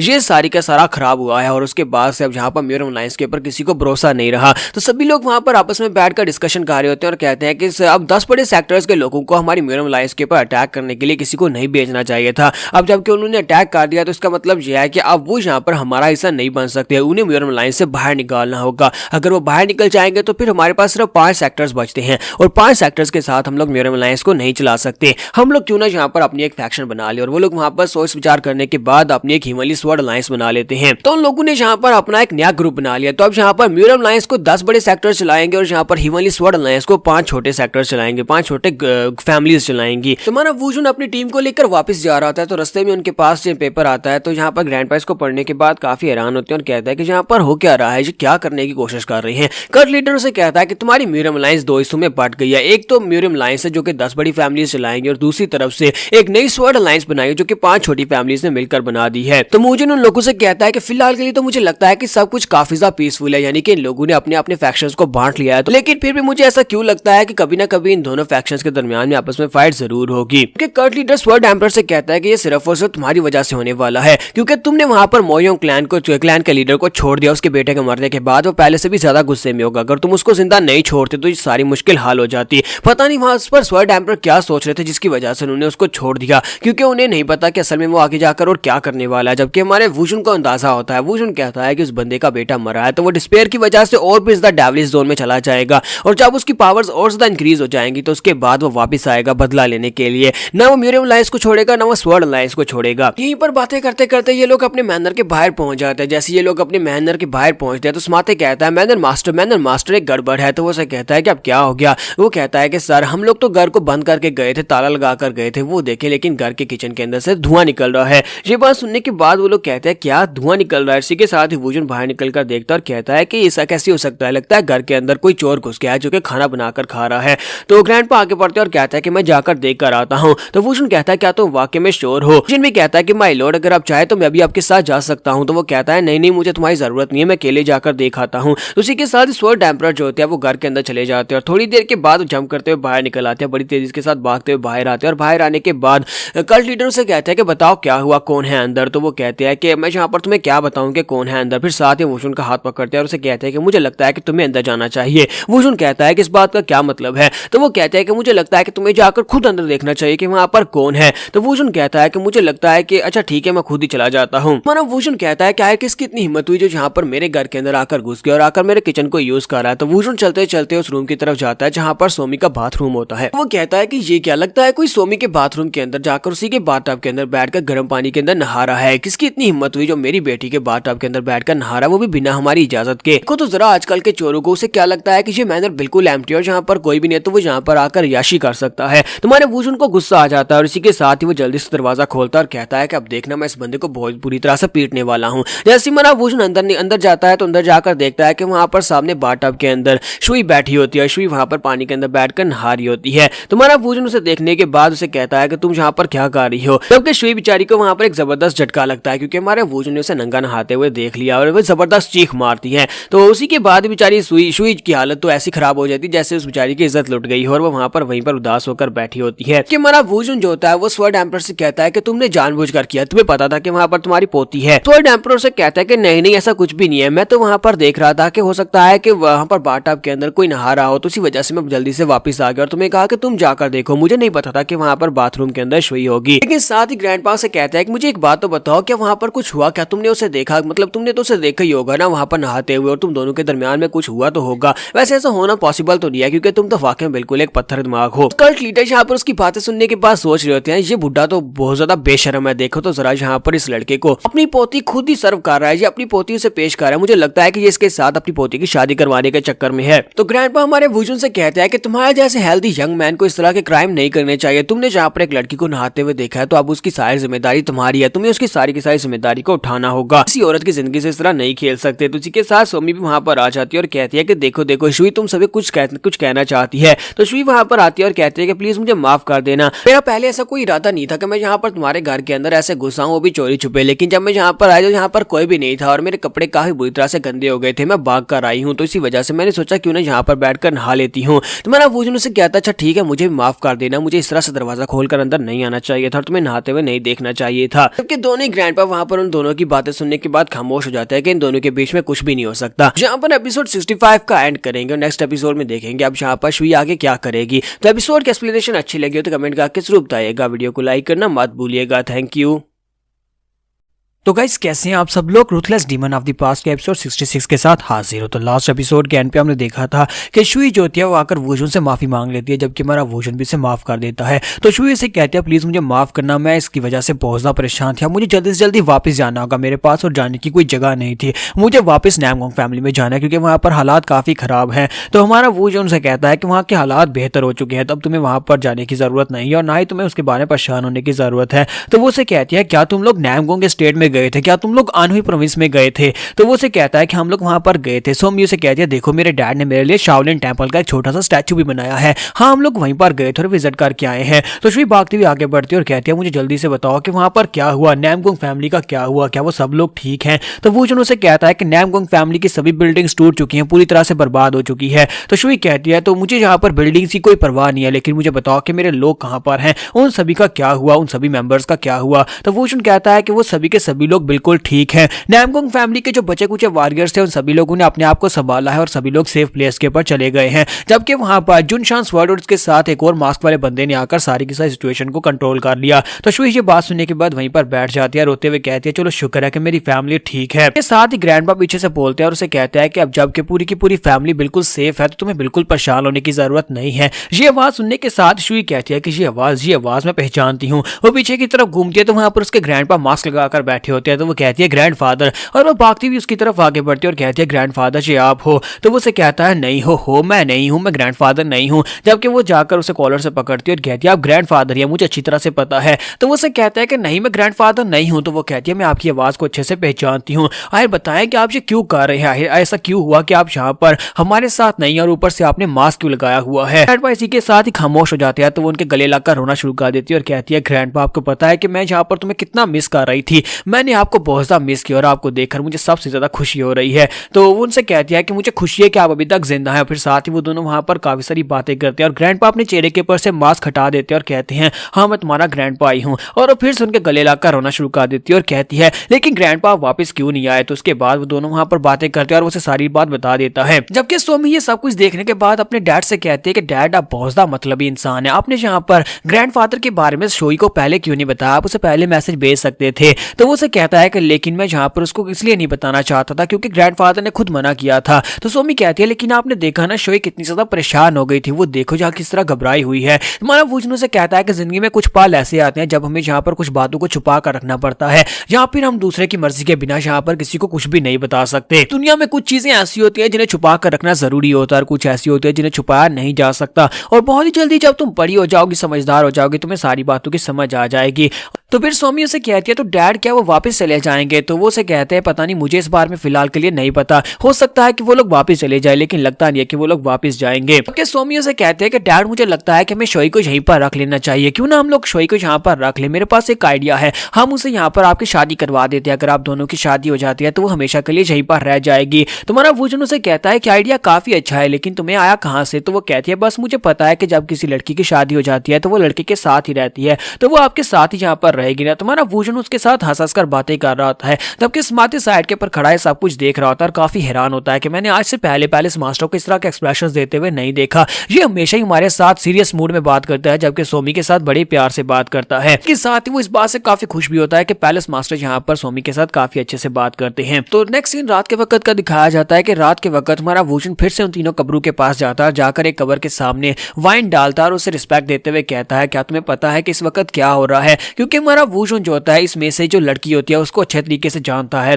क्योंकि यहाँ पर वो पास की एक मेमोरी दिखाता है जिसमें वो लड़की उसके सामने भीख मांग रही होती है, उसे कहती है कि प्लीज मेरी जान बख्श दो। तुम्हारा वुजन उसे कहता है क्या तुम्हें पता है कि यहाँ पर एक मार्शल आर्टिस्ट के लिए जिस सबसे बड़ा सीन होता है कि वो किसी से माफी की भीख मांगे, उसे कहे कि मेरी जान बख्श दो। एक मार्शल आर्टिस्ट होने के नाते तुम्हें यहाँ पर गर्व के साथ मरना चाहिए। तो क्या तुम चाहती हो कि मैं यहाँ पर तुम्हें छोड़ दूं, तुम्हें माफ कर दूं? तो वो कहती है हाँ मैं बहुत बड़ी बेवकूफ थी जो मैंने तुम्हारे साथ आकर फाइट मोल ली, लेकिन मैं जीना चाहती हूँ। तो उसका नाम नैम जूरियन होता है। वुजन उसे देखने के बाद महसूस कर रहा था, सोच रहा था कि ये लड़की एक प्योर मार्शल आर्टिस्ट है, लेकिन इसके बावजूद जो अपनी डिग्निटी को साइड पर रखकर मेरे सामने ये बात कह रही है कि मैं इसकी जान बख्श दूं। इसका मतलब यह है कि इसकी जिंदगी में अभी कुछ बहुत ज्यादा इंपॉर्टेंट है जिसके लिए यहाँ पर अपनी जान बचवा रही है। तो मैं यहाँ पर इसका कोई ऐसा दुश्मन तो हो नहीं जो इसको जान से मार डालूं। तो हमारा वुजन जो होता है उसको छोड़ देता है, तो वुजन उसकी जान बख्श देता है और उसके बाद से नैम जूरियन जो होती है वो आगे बढ़कर काफी पावरफुल और बहुत ही स्ट्रॉन्ग मार्शल आर्टिस्ट बनती है, जिसे 3 हीवंस में से एक माना जाता है। वुजन कहता है कि उसके बाद मैंने उसे ट्रेनिंग दी, मैंने पर्सनली उसे ट्रेन किया और उसे तलवारबाजी की टेक्निक सिखाई। उसके पास बहुत ही स्पेशल तलवारबाजी की टेक्निक्स थी जो कि मैंने उसे पहले से ज्यादा बेहतर करके बताई।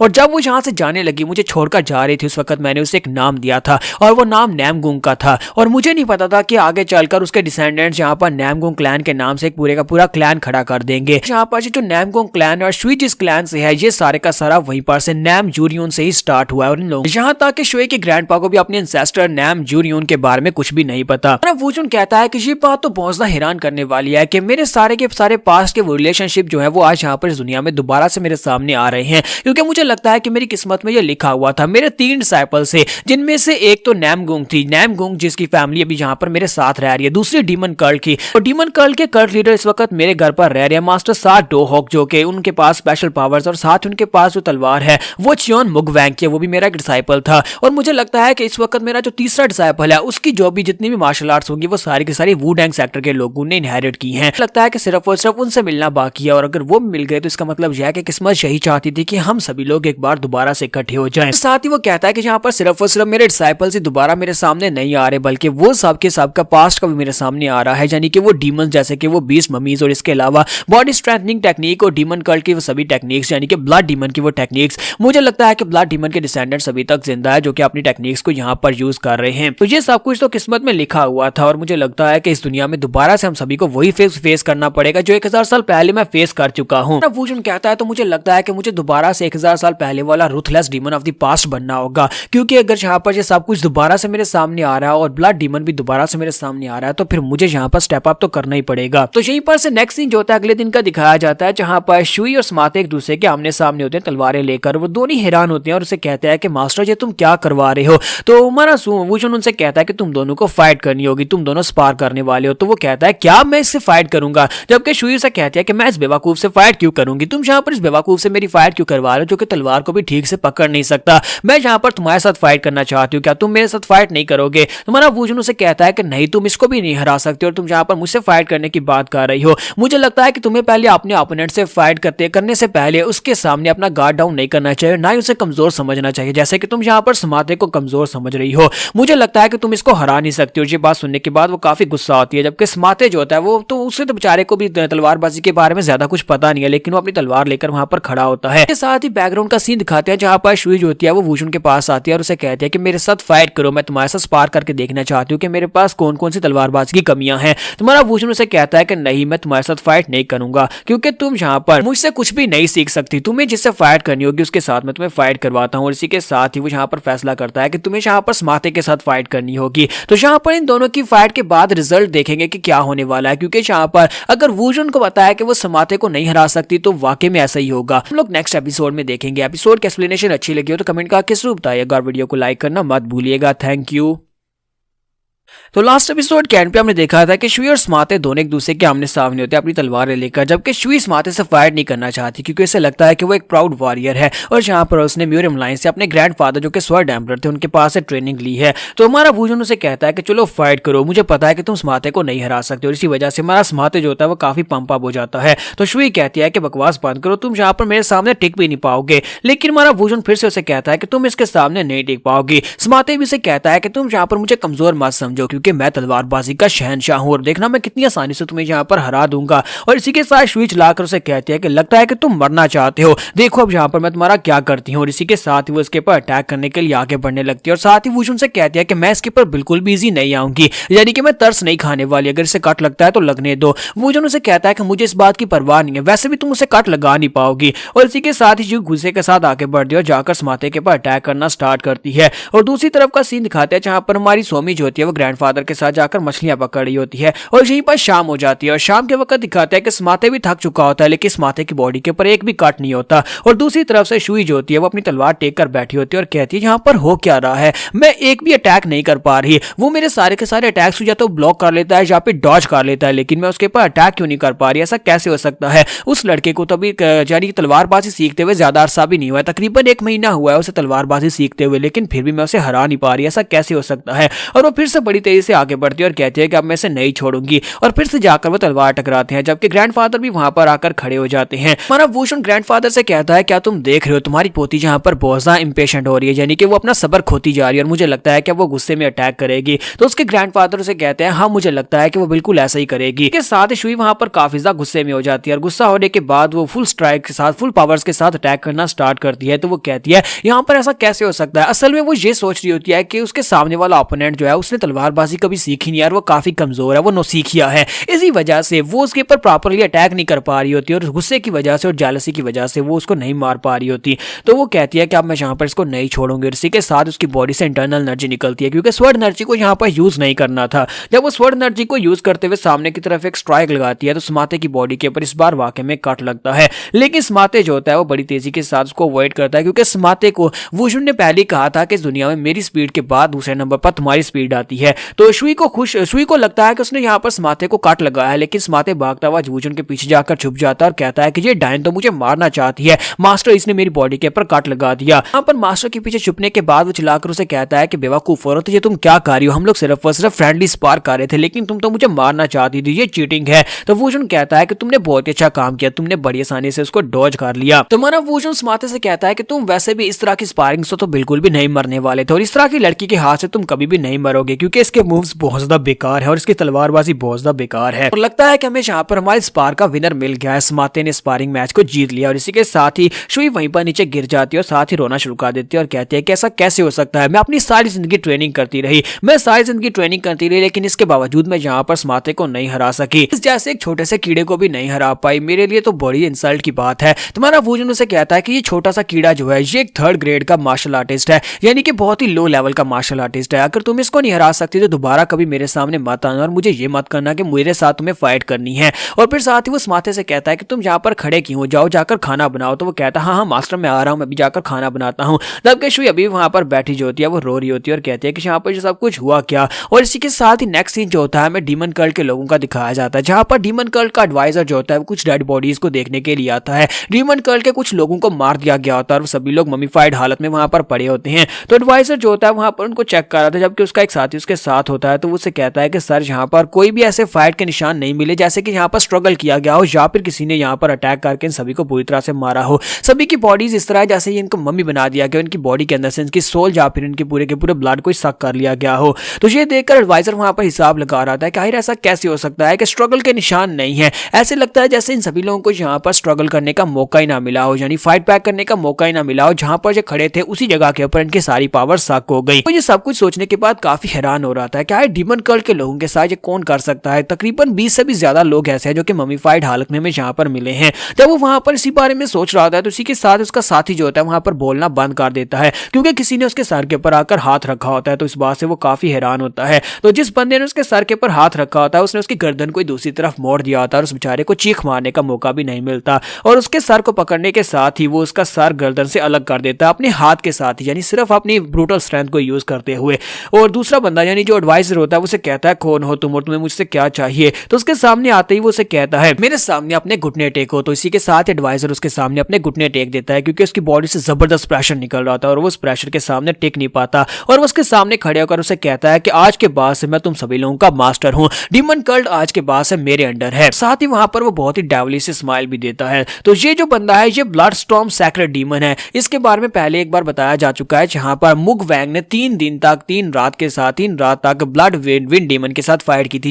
ये बंदा वही है ब्लड विंड डीमन। पर से नेक्स्ट सीन जो होता है म्यूरियम अलायंस और साथ में दूसरी जो नई स्वॉर्ड अलायंस बनी थी उसके बारे में बताया जाता है कि जहां पर जो 8 फैमिलीज थी, 8 फैमिलीज ने मिलकर जहां पर अपने लिए हीवनली सैक्रेड स्वॉर्ड अलायंस बना ली थी और दूसरी तरफ 10 बड़े सेक्टर्स जो थे उन सभी लोगों ने म्यूरियम अलायंस की कमांड संभाली हुई। तो यहाँ पर ये 2 फैक्शन में बढ़ चुके हैं। तो म्यूरियम अलायंस की हालत इस वक्त काफी ज्यादा कमजोर है। इसी वजह से उन्होंने अपने काफी कुछ एडवाइजर्स को वहां पर भेजा ताकि वो हीवनली स्वॉर्ड अलायंस को अपने साथ मिला सके, लेकिन हीवनली स्वॉर्ड अलायंस ने उनके साथ मिलने से मना कर दिया और कहा कि हम लोग अपनी अलायंस को यहाँ पर चलाएंगे और म्यूरियम अलायंस का साथ कभी नहीं देंगे। और दूसरी तरफ से एक दूसरी पावर जो कि यहाँ पर पहले से गात लगाकर बैठी हुई थी, मौके के इंतजार में थी कि म्यूरियम अलायंस को खत्म किया जा सके, वो येलो मार्शल कासल है। तो येलो मार्शल कासल के लोगों को जब पता चलता है कि यहाँ पर दोनों फैक्शंस आपस में अलग अलग बट गई हैं और यहाँ पर म्यूरियम अलायंस की हालत काफी ज्यादा कमजोर है क्योंकि उनके पास वर्ल्ड एम्परर भी नहीं है, तो वो बार बार उनके ऊपर अटैक करके उनके हेडक्वार्टर के ऊपर कब्जा करने की कोशिश कर रहे हैं। दूसरी तरफ स्वर्ड एम्परर इस सबसे बेखबर अपनी लाइफ वहां पर गुजार रहे हैं, अपनी पोती और दूसरी सोमी के साथ वहां पर अपनी लाइफ मजे से गुजार रहे होते हैं। तो यहीं पर शुई को दिखाता है कि शुई उदास बैठी होती है, ग्रैंडपा उसके पास आते हैं तो उसे कहती है ग्रैंडपा प्लीज मुझे माफ करना, मैं यहाँ पर आपके सामने हार गई। तो उसे कहता है बेटा अगर तुम यहाँ पर हारी हो तो ये सिर्फ और सिर्फ इस वजह से हारी हो क्योंकि तुमने वहां पर मेरे स्टाइल को कॉपी करने की कोशिश की, तुम सारी जिंदगी मेरे स्टाइल को कॉपी करती रही, लेकिन जब तुम्हारे सामने जो ओपोनेंट था उससे अगर तुम यहाँ पर मेरे स्टाइल में फाइट करना चाहते हो तो फिर तुम्हारे पास स्पीड होनी चाहिए क्योंकि समाते के जो बेसिक मूव्स थे वो स्पीड के ऊपर बेस करते थे, वो तुम्हें डॉज कर रहा था और तुम यहाँ पर मेरे स्टाइल को कॉपी तो कर सकती हो लेकिन तुम यहाँ पर मेरे स्टाइल के साथ फाइट नहीं कर सकती, यही तुम्हारा सबसे बड़ा फ्लॉ है। तुमने सारी जिंदगी यहाँ पर अपने कोई स्टाइल्स मूव नहीं बनाए, यानी कि अपनी तरीके से कल्टीवेट नहीं किया और ना ही तलवारबाजी की टेक्निक्स को सीखा है। लगता है कि ये एक एक्सपीरियंस है। तो वो शुई को वहां पर समझाते हैं कि ये भी एक एक्सपीरियंस और तुम्हें इससे काफी कुछ सीखने को मिला होगा और मुझे लगता है कि तुम यहाँ पर आज के बाद अपनी एक पाथ क्रिएट करोगी। तो वो कहती है हाँ ग्रैंडपा आपने बिल्कुल ठीक कहा और इसी के साथ ही वो ग्रैंडपा के साथ लिपट कर वहां पर रोना शुरू कर देती है और कहती है ग्रैंडपा मैं यहाँ पर बहुत ज्यादा मेहनत करूंगी, अपना स्टाइल डेवलप करूंगी और अपनी स्टाइल के साथ तलवारबाजी सीखूंगी। जबकि दूसरी तरफ हमारे स्माते को दिखाता है कि हमारा स्माते शीशे के सामने खड़ा होता है और कहता है कि मैंने यहाँ पर क्या किया, मैंने शुई को हरा दिया। तो वो अपने अंदर ही अंदर काफी ज्यादा खुश हो रहा था और कहता है क्या मैं एक मार्शल आर्टिस्ट बन गया हूँ। फिर साथ ही वहां पर वो सामने पंचेस मारता है, किक्स मारता है और कहता है हाँ मैं तो एक मार्शल आर्टिस्ट बन गया और मैं एक बहुत ही महान मार्शल आर्टिस्ट बन गया हूँ। वहां पर स्माते अपने आप को शीशे के सामने देकर अपनी बढ़ाई कर रहा होता है। इसी के साथ सोमी वहां पर छुप कर देख रही होती है। सोमी कहती है कि ये अंकल स्लेव को क्या हो गया, ये कुछ ज्यादा अलग और अजीब सी हरकतें कर रहा है, कहीं जो पागल तो नहीं हो गया। तो यहाँ पर हमारी एपिसोड 67 का एंड होगा। तो एपिसोड की एक्सप्लेनेशन अच्छी लगी हो तो कमेंट करके जरूर बताइएगा और वीडियो को लाइक करना मत भूलिएगा। Thank you. तो इस एपिसोड की शुरुआत में म्यूरियम अलायंस का सीन दिखाया जाता है जहां पर सभी एल्डर्स बैठकर आपस में चर्चा कर रहे होते हैं। वो सभी एल्डर्स कहते हैं कि येलो मार्शल कासल के कमीने लोगों को जैसे पता चला है कि जहां पर हीवनली स्वॉर्ड अलायंस हमसे अलग हो गई है और हम लोग जहां पर अकेले पड़ गया तो उन्होंने बार बार अटैक करना शुरू कर दिया है। फिलहाल के लिए हम लोग जहां पर उनको संभाल कर रखे हुए लेकिन उनके अटैक्स बढ़ते जा रहे हैं और बार बार हमारे पर अटैक कर रहे हैं। तो वो कहता है कि इस वक्त मुझे लगता है कि शाओलिन टेम्पल ही सबसे सेफेस्ट जगह है क्योंकि वहां पर अभी तक अटैक नहीं हुए। तो शाओलिन मास्टर उनसे कहता है कि हाँ मुझे लगता है कि ये वाला जितना भी पीस और शांति जानती है ये ज्यादा दिन तक नहीं टिक पाएगी। येलो मार्शल कासल के लोग बार बार हमारे पर अटैक कर रहे हैं तो कभी हमारे पर भी अटैक करेंगे। वुडैंग सेक्टर के लोग उनसे कहते हैं कि मुझे भी लगता है कि हम लोग यहाँ पर फ्रीली यहाँ पर कुछ भी नहीं कर सकते जब तक हम लोग यहाँ पर जीगाल एल्डर को नहीं ढूंढ लेते। जीगाल फैमिली के एल्डर इस वक्त मिसिंग है। वो स्वर्ड एम्परर को ढूंढने के लिए निकले थे लेकिन अभी तक वापस नहीं आए। तो वो सभी एल्डर्स यहाँ पर एक फैसला करते हैं कि हमें जीगाल फैमिली के एल्डर को जल्दी से जल्दी ढूंढना होगा क्योंकि उसका दिमाग बहुत ज्यादा तेज चलता है और आज तक उस अकेले बंदे ने पूरी की पूरी म्यूरियम अलायंस को संभाल कर रखा हुआ था। ना सिर्फ वो यहाँ पर 10 सेक्टर्स को कंट्रोल कर रहा था बल्कि इसके साथ साथ 8 बड़ी फैमिलीज को वो अकेला कंट्रोल करता था।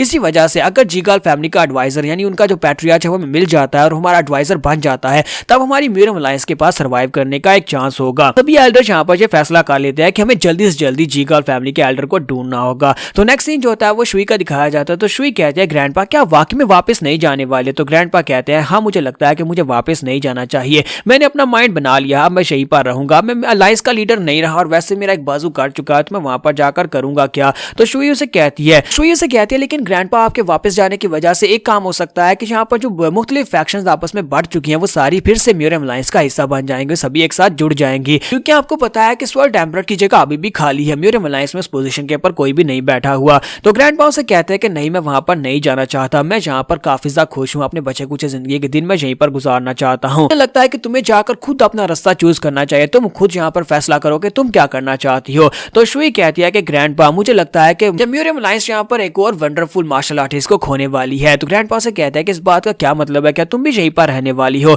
तो वो कहती है हाँ ग्रैंडपा अगर आप यहाँ पर रहने वाले हैं तो फिर मैं भी यहीं पर रहूंगी, मैं यहाँ पर आपके साथ रहूंगी। अगर मैं यहाँ पर रहूंगी तब आपके साथ बातें करती रहूंगी ना, क्योंकि आप यहाँ पर अकेले पड़ जाएंगे। तो वो कहता है कि मैं यहाँ पर अकेला तो बिल्कुल भी नहीं हूँ क्योंकि यहाँ पर और बहुत सारे लोग हैं। लेकिन साथ ही ग्रैंडपा इस बात से काफी ज्यादा खुश भी होते हैं कि उनकी पोती भी यहाँ पर उनके साथ ही रहेगी। यहीं पर से नेक्स्ट सीन में ब्लड डीमन का दिखाया जाता है। यहाँ पर से चीजें काफी ज्यादा इंटरेस्टिंग होने वाली हैं। ब्लड डीमन को दिखाया जाता है कि ब्लड डीमन आगे आगे चल रहा होता है और मैन हुरियांग उसके पीछे पीछे चल रहा होता है। तो मैन हुरियांग जो होता है उससे कुछ बात करना चाहता है लेकिन कह नहीं पा रहा था। ब्लड डीमन कहता है कि बताओ तुम क्या क्या पूछना चाहते हो? तो मैन हुरियांग उसे कहता है कि मैं ये पूछना चाहता हूँ कि आपने यहाँ पर मोयोंग क्लैन के लीडर को जिंदा क्यों छोड़ दिया, वो बाद में मुश्किल काज कर सकता है। तो वो कहता है क्या तुम्हें पता है कि इस दुनिया में इंसान पावरफुल कैसे बनता है? तो वो कहता है कि सर पावरफुल तो तभी बन सकते हैं ना जब हमारे पास मार्शल आर्ट्स के बेहतर स्किल्स और बहुत सारा पैसा हो। तो वो कहता है नहीं, एक इंसान तब पावरफुल बनता है जब उसके अंदर बहुत ज्यादा गुस्सा हो या फिर बहुत ज्यादा जेलसी हो, तभी वो बहुत ज्यादा पावरफुल बन सकता है। और तुमने यहाँ पर पूछा कि मैंने मोयोंग क्लैन के लीडर को जिंदा क्यों छोड़ दिया और उसे यहाँ पर अपने साथ क्यों मिला लिया, क्योंकि उसके अंदर बहुत ज्यादा नफरत है, बहुत ज्यादा गुस्सा है, वो बदला लेने की भावना वो उसे स्ट्रॉन्ग बनाती है। और मुझे लगता है कि ये अकेला आदमी पूरी की पूरी म्यूरियम अलायंस और दूसरी स्वर्ड फैक्शन दोनों को तबाह बर्बाद करने के लिए काफी रहेगा। जब मैं इसे यहाँ पर डिमोनिक पावर्स दूंगा तो उसके बाद उसका गुस्सा उसके काम आएगा और उसकी पावर्स को बढ़ाएगा। बहुत ही जल्दी यहाँ पर पूरी की पूरी म्यूरियम अलायंस जो कि मिट्टी में मिल जाएगी। तो मैन हुरियांग उसे कहता है लेकिन सर मैंने तो ये सोचा था कि आप यहाँ पर नामगुंग फैमिली को मारकर म्यूरियम अलायंस के ऊपर राज करना चाहते हैं ताकि आप पूरी दुनिया के ऊपर राज कर सके। तो वो कहता है कि मैं राज करूंगा लेकिन मैं यहाँ पर इन्हीं लोगों के ऊपर राज करके क्या करूंगा, पहले म्यूरियम अलायंस को पूरी तरह से बर्बाद करूंगा और उसके बाद नई म्यूरियम अलायंस खड़ी करूंगा जिसके ऊपर मैं राज कर पाऊंगा। उसकी सारी बातें सुनने के बाद मैन हुरियांग वहां पर सोच रहा होता है कि ये बंदा एक बहुत ही जीनियस इंसान है। लगता है कि इसको जैसे कि पहले से सब कुछ पता था कि यहाँ पर आगे ये कुछ होने वाला है, इसने सब कुछ पहले से हिसाब लगाकर रखा हुआ था। अब जबकि ऑर्थोडॉक्स फैक्शन और उसके साथ साथ अनऑर्थोडॉक्स फैक्शन सभी लोग अलग अलग बढ़ चुके हैं तो इसके लिए यहाँ पर ये काम बहुत ज्यादा आसान हो चुका है। अब ये सारी की सारी सिचुएशन से फायदा उठा सकता है, यानी कि अब यहाँ पर म्यूरियम अलायंस को हरा कर पूरी तरह से रेस करके उसके ऊपर एक नई म्यूरियम अलायंस खड़ी की जा सकती है जो कि डीमन म्यूरियम अलायंस हो सकती है। मैन हुरियांग से कहता है कि मैं आपसे एक और सवाल पूछना चाहता हूँ, क्या आपने इसी वजह से ब्लैक स्टॉर्म सैक्रेड डीमन को भी इसी वजह से डिमोनिक कल्ट यानी कि अनऑर्थोडॉक्स फैक्शंस में भेजा है? तो वो उसे कहता है कि हाँ तुमने बहुत अच्छा सवाल पूछा है। ब्लड डीमन उसे कहता है कि मैंने यहाँ पर उसको स्पेशल सोर्सरी की मदद से एक स्पेशल पावर जिससे उसे रीइंकार्नेट किया, उसे एक नई बॉडी ढूंढ कर दी है जिसके साथ दोबारा से इस दुनिया में तबाही मचा सकता है। क्या तुम्हें पता है कि जब वो यहाँ पर कल्ट लीडर हुआ करता था वो कितना पावरफुल इंसान था? इसी तरह जबकि उसे दोबारा उसकी पावर्स मिल गई हैं और इसकी नई बॉडी जो है वो उसके साथ इतनी कंपैटिबल तो नहीं है, लेकिन इसके बावजूद वो उसके साथ काफी ज्यादा बेहतर कर रहा है। मैं यहाँ पर अपने प्लान के साथ आगे बढ़ रहा हूँ और मैंने इसे जानबूझकर उसे यहाँ पर रिलीज किया है। मैंने उसे इसलिए रिलीज किया है ताकि मैं उस बंदे को बाहर निकालना चाहता हूँ क्योंकि मुझे लगता है कि वो बंदा भी इस दुनिया में है। अगर मैं यहाँ पर दोबारा से जिंदा हुआ हूँ तो वो भी यहाँ पर जरूर होगा। तो वो यहाँ पर वुशुन की बात कर रहा होता है। तो मैन हुरियांग से कहता है कि सर आप यहाँ पर किसकी बात कर रहे हैं? तो वो कहता है कि मैं किसी ऐसे की बात कर रहा हूँ जो कभी बेस्ट हुआ करता था। यहीं पर से नेक्स्ट सीन जीगाल फैमिली के एल्डर का दिखाया जाता है कि वो लोग हुनान में पहुंचने के बाद वहीं पर डोंगटिंग लेक के किनारे बैठे होते हैं। उसकी पोती भी उसके साथ होती है, पोती नहीं सॉरी उसकी बेटी उसके साथ होती है। तो फादर जो होता है वो वहां पर बैठा होता है तो अपनी बेटी से कहता है है कि आखिर कैसा हो सकता है कि वो हमें यहाँ पर हुनान में अभी तक कहीं पर भी नहीं मिल सका। उसकी बेटी कहती है कि डैड हम लोग कब से यहाँ पर ढूंढ रहे हैं, लगता नहीं है कि आप उसको ढूंढ पाएंगे। तो वो कहता है लेकिन वो मुझे यहीं पर मिलने वाला है। साथ ही वो अंदर से सोच रहे होते हैं कि अगर वो बंदा हमें यहाँ पर मिल जाता है तो हम लोग म्यूरियम अलायंस में से वापस लेकर जा सकते हैं। अगर वो हमारी म्यूरियम अलायंस को ज्वाइन कर लेता है तो म्यूरियम अलायंस के सर्वाइव करने के चांसेस बढ़ जाएंगे, क्योंकि उस बंदे की पावर स्वर्ड एम्परर की तरह ही काफी ज्यादा थी और मुझे लगता है कि अगर वो साथ देगा तो सब कुछ ठीक हो जाएगा। साथ ही वो सोच रहे होते हैं कि मुझे लगता है कि बाकी के सभी सेक्टर्स यानी म्यूरियम अलायंस और दूसरे हिमालय स्वर्ड सेक्टर के लोग वो लोग भी मुझे यहाँ पर ढूंढने की कोशिश कर रहे होंगे। उन्हें पता है कि मेरा दिमाग कितना तेज है और वो मुझे अपना एडवाइजर बनाने के लिए इस वक्त मुझे ढूंढ रहे होंगे, लेकिन मैं यहाँ पर जिसको ढूंढ रहा हूँ उसे ढूंढना छोड़ तो नहीं सकता। अगर देखा जाए तो यहाँ पर मैं अपनी बेटी के साथ एक लंबी वेकेशन के ऊपर आया हूँ, ये भी इससे कम नहीं है, क्योंकि अपनी बेटी के साथ समय बिताना ये भी तो काफी ज्यादा अच्छा है और मैंने आज से पहले कभी अपनी बेटी के साथ इतना लंबा समय नहीं बिताया। तो उसकी बेटी आगे बढ़ती है और कहती है कि डैड मुझे लगता है कि आप यहाँ पर भटक रहे हैं। तो वो कहता है इस बात का क्या मतलब है। उसकी बेटी उसे कहती है कि डैड आप यहाँ पर मुझे लगता है कि आप उसको ढूंढना ही नहीं चाहते और आप यहाँ पर बस बैठकर एंजॉय कर रहे हैं। कहीं आप ये तो नहीं सोच रहे कि आपको यहाँ पर अपनी बेटी के साथ टाइम स्पेंड करने को मिल रहा है और ये काफी ज्यादा अच्छा है। तो मास्टर जीकाल उसकी बात सुनने के बाद सोच रहे होता है ये है तो मेरी ही बेटी और इसका दिमाग भी मेरी तरह ही चलता है, जो मैं सोच रहा हूँ इसने वही मुझे कह दिया। ये लोग अभी यहीं पर बैठे बातें कर रहे होता है, इसी के साथ ही पानी के अंदर से मछली निकलती है और मछली के साथ सोमी भी निकल आती है। तो वो लोग कहते हैं कि ये क्या यहाँ पर पानी के अंदर क्या है, हमें तो पता ही नहीं चला पानी के अंदर से कब कोई निकल आया। तो सोमी वहां पर बड़ी सी मछली को पकड़कर खड़ी होती है, साथ ही वो मछली जो होती है सोमी के हाथ से छूट जाती है और मछली पानी के अंदर गिर जाती है, जबकि हमारी सोमी भी पानी के अंदर गिर जाती है। मास्टर जीकाल भागते हुए आगे बढ़ते हैं और पानी के अंदर से निकालने की कोशिश करते हैं और कहते हैं बच्ची तुम कहाँ पर हो, तुम कहाँ पर चली गई। सोमी उसके पीछे से निकलती है। जब वो पीछे से निकलती है तो उसे पूछते हैं बेटा क्या तुम ठीक हो। तो सोमी कहती है हाँ मैं ठीक हूँ, लेकिन मैं उस मछली को नहीं पकड़ पाई। आकाश में उस मछली को पकड़ लेती तो फिर मेरे पास काफी सारी मछलियां हो जाती। तो वो उसकी बाल्टी के अंदर देखते हैं तो उसने काफी सारी मछलियां पकड़ रखी होती हैं। तो वो उसे कहते हैं तुम्हारे पास तो पहले बहुत सारी मछलियां हैं। तो वो कहती है लेकिन ये बहुत ज्यादा कम है, हम बहुत सारे लोग हैं ना, तो इतने लोगों के लिए इतनी मछलियां कम है। मास्टर जीकाल उसे कहता है कि लड़की तुम भी काफी ज्यादा छोटी हो लेकिन फिर भी तुम यहाँ पर काफी एक्सपर्ट हो। तो वो कहती है मेरे डैड और ग्रैंडफादर दोनों को मैंने बोला था कि मेरे साथ फिशिंग करने के लिए आओ, लेकिन फिर भी वो मेरे साथ आते नहीं, मुझे अकेले यहाँ पर फिशिंग करने के लिए आना पड़ा। तो ये बात सुनने के बाद मास्टर जीकाल वहां पर सोच रहे थे एक छोटी बच्ची यहाँ पर फिशिंग करने के लिए आई, अकेले यहाँ पर लेक के अंदर फिशिंग कर रही है, अगर वो पानी के अंदर डूब जाती तो यहाँ पर किसका कसूर होता है। इसके फादर और उसके ग्रैंडफादर मुझे लगता है कि वो बहुत ही बुरे इंसान है जो यहाँ पर बच्ची से काम करवा रहे हैं, उससे मछली पकड़वा रहे हैं ताकि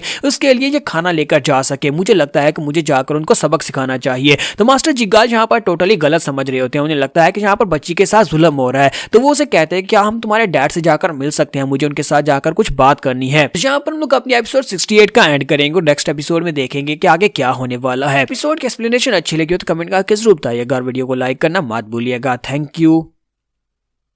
तो लास्ट एपिसोड के एंड पे हमने देखा था कि जहां पर जीकाल फैमिली के एल्डर और उसके साथ उसकी बेटी होती है, उन्हें वहां पर सोमी दिखाई देती है। तो वहां पर सोमी को मिसअंडरस्टैंड करते हैं, उन्हें लगता है कि शायद इसके ग्रैंडफादर उसके फादर से जबरदस्ती काम करवाते हैं और खुद घर में पड़े रहते हैं। तो वो सोमी से कहता है कि तुम्हारे फादर कहाँ पर है। तो वो कहती है कि मेरे फादर यहीं पर मेंशन में रहते हैं, हमारा घर यहीं पर पास है। तो ये बात सुनने के बाद वो दोनों ही काफी हैरान होते हैं और कहते हैं कि वाकई में तुम्हारा घर यहीं पर है, लेकिन तुम्हारा घर यहाँ पर जंगल में कैसे हो सकता है। तो वो कहती है यहाँ पर जंगल में मेरा बहुत ही अच्छा और बहुत ही बड़ा घर है, आप मेरे साथ आए, मैं आपको अपने घर लेकर चलती हूँ। मास्टर जीकाल उसे कहता है कि हाँ मैं तुम्हारे डैड से मिलना चाहूंगा और जाकर उन्हें सबक सिखाऊंगा। तो सोमी कहते हैं लेकिन आप मेरे डैड को सबक क्यों सिखाएंगे। तो वो कहते हैं कि क्योंकि जब बड़े यहाँ पर कोई गलती करते हैं तो उन्हें भी यहाँ पर इस बात का एहसास दिलाना बहुत ज्यादा जरूरी होता है कि वो लोग गलत कर रहे हैं, जल्दी से हमें अपने घर लेकर चलो। तो सोमी कहती है क्यों नहीं, प्लीज मेरे साथ आ जाए। तो नेक्स्ट उनके घर का दिखाया जाता है। तो वो दोनों घर को देखने के बाद काफी हैरान होते हैं कि इनका घर काफी ज्यादा बड़ा है, जबकि हमारे वूजन को पहले ही महसूस हो जाता है कि गेस्ट आने वाले हैं। तो जब वो घर पहुंच जाते हैं तो वहां पर सामने नैंग वैंग किंग खड़ा होता है। तो सोमी से वो कहता है कि यंग मिस क्या वापस आ गई। तो वो बहुत ज्यादा खुश होती है और कहती है कि हमें वापस आ गई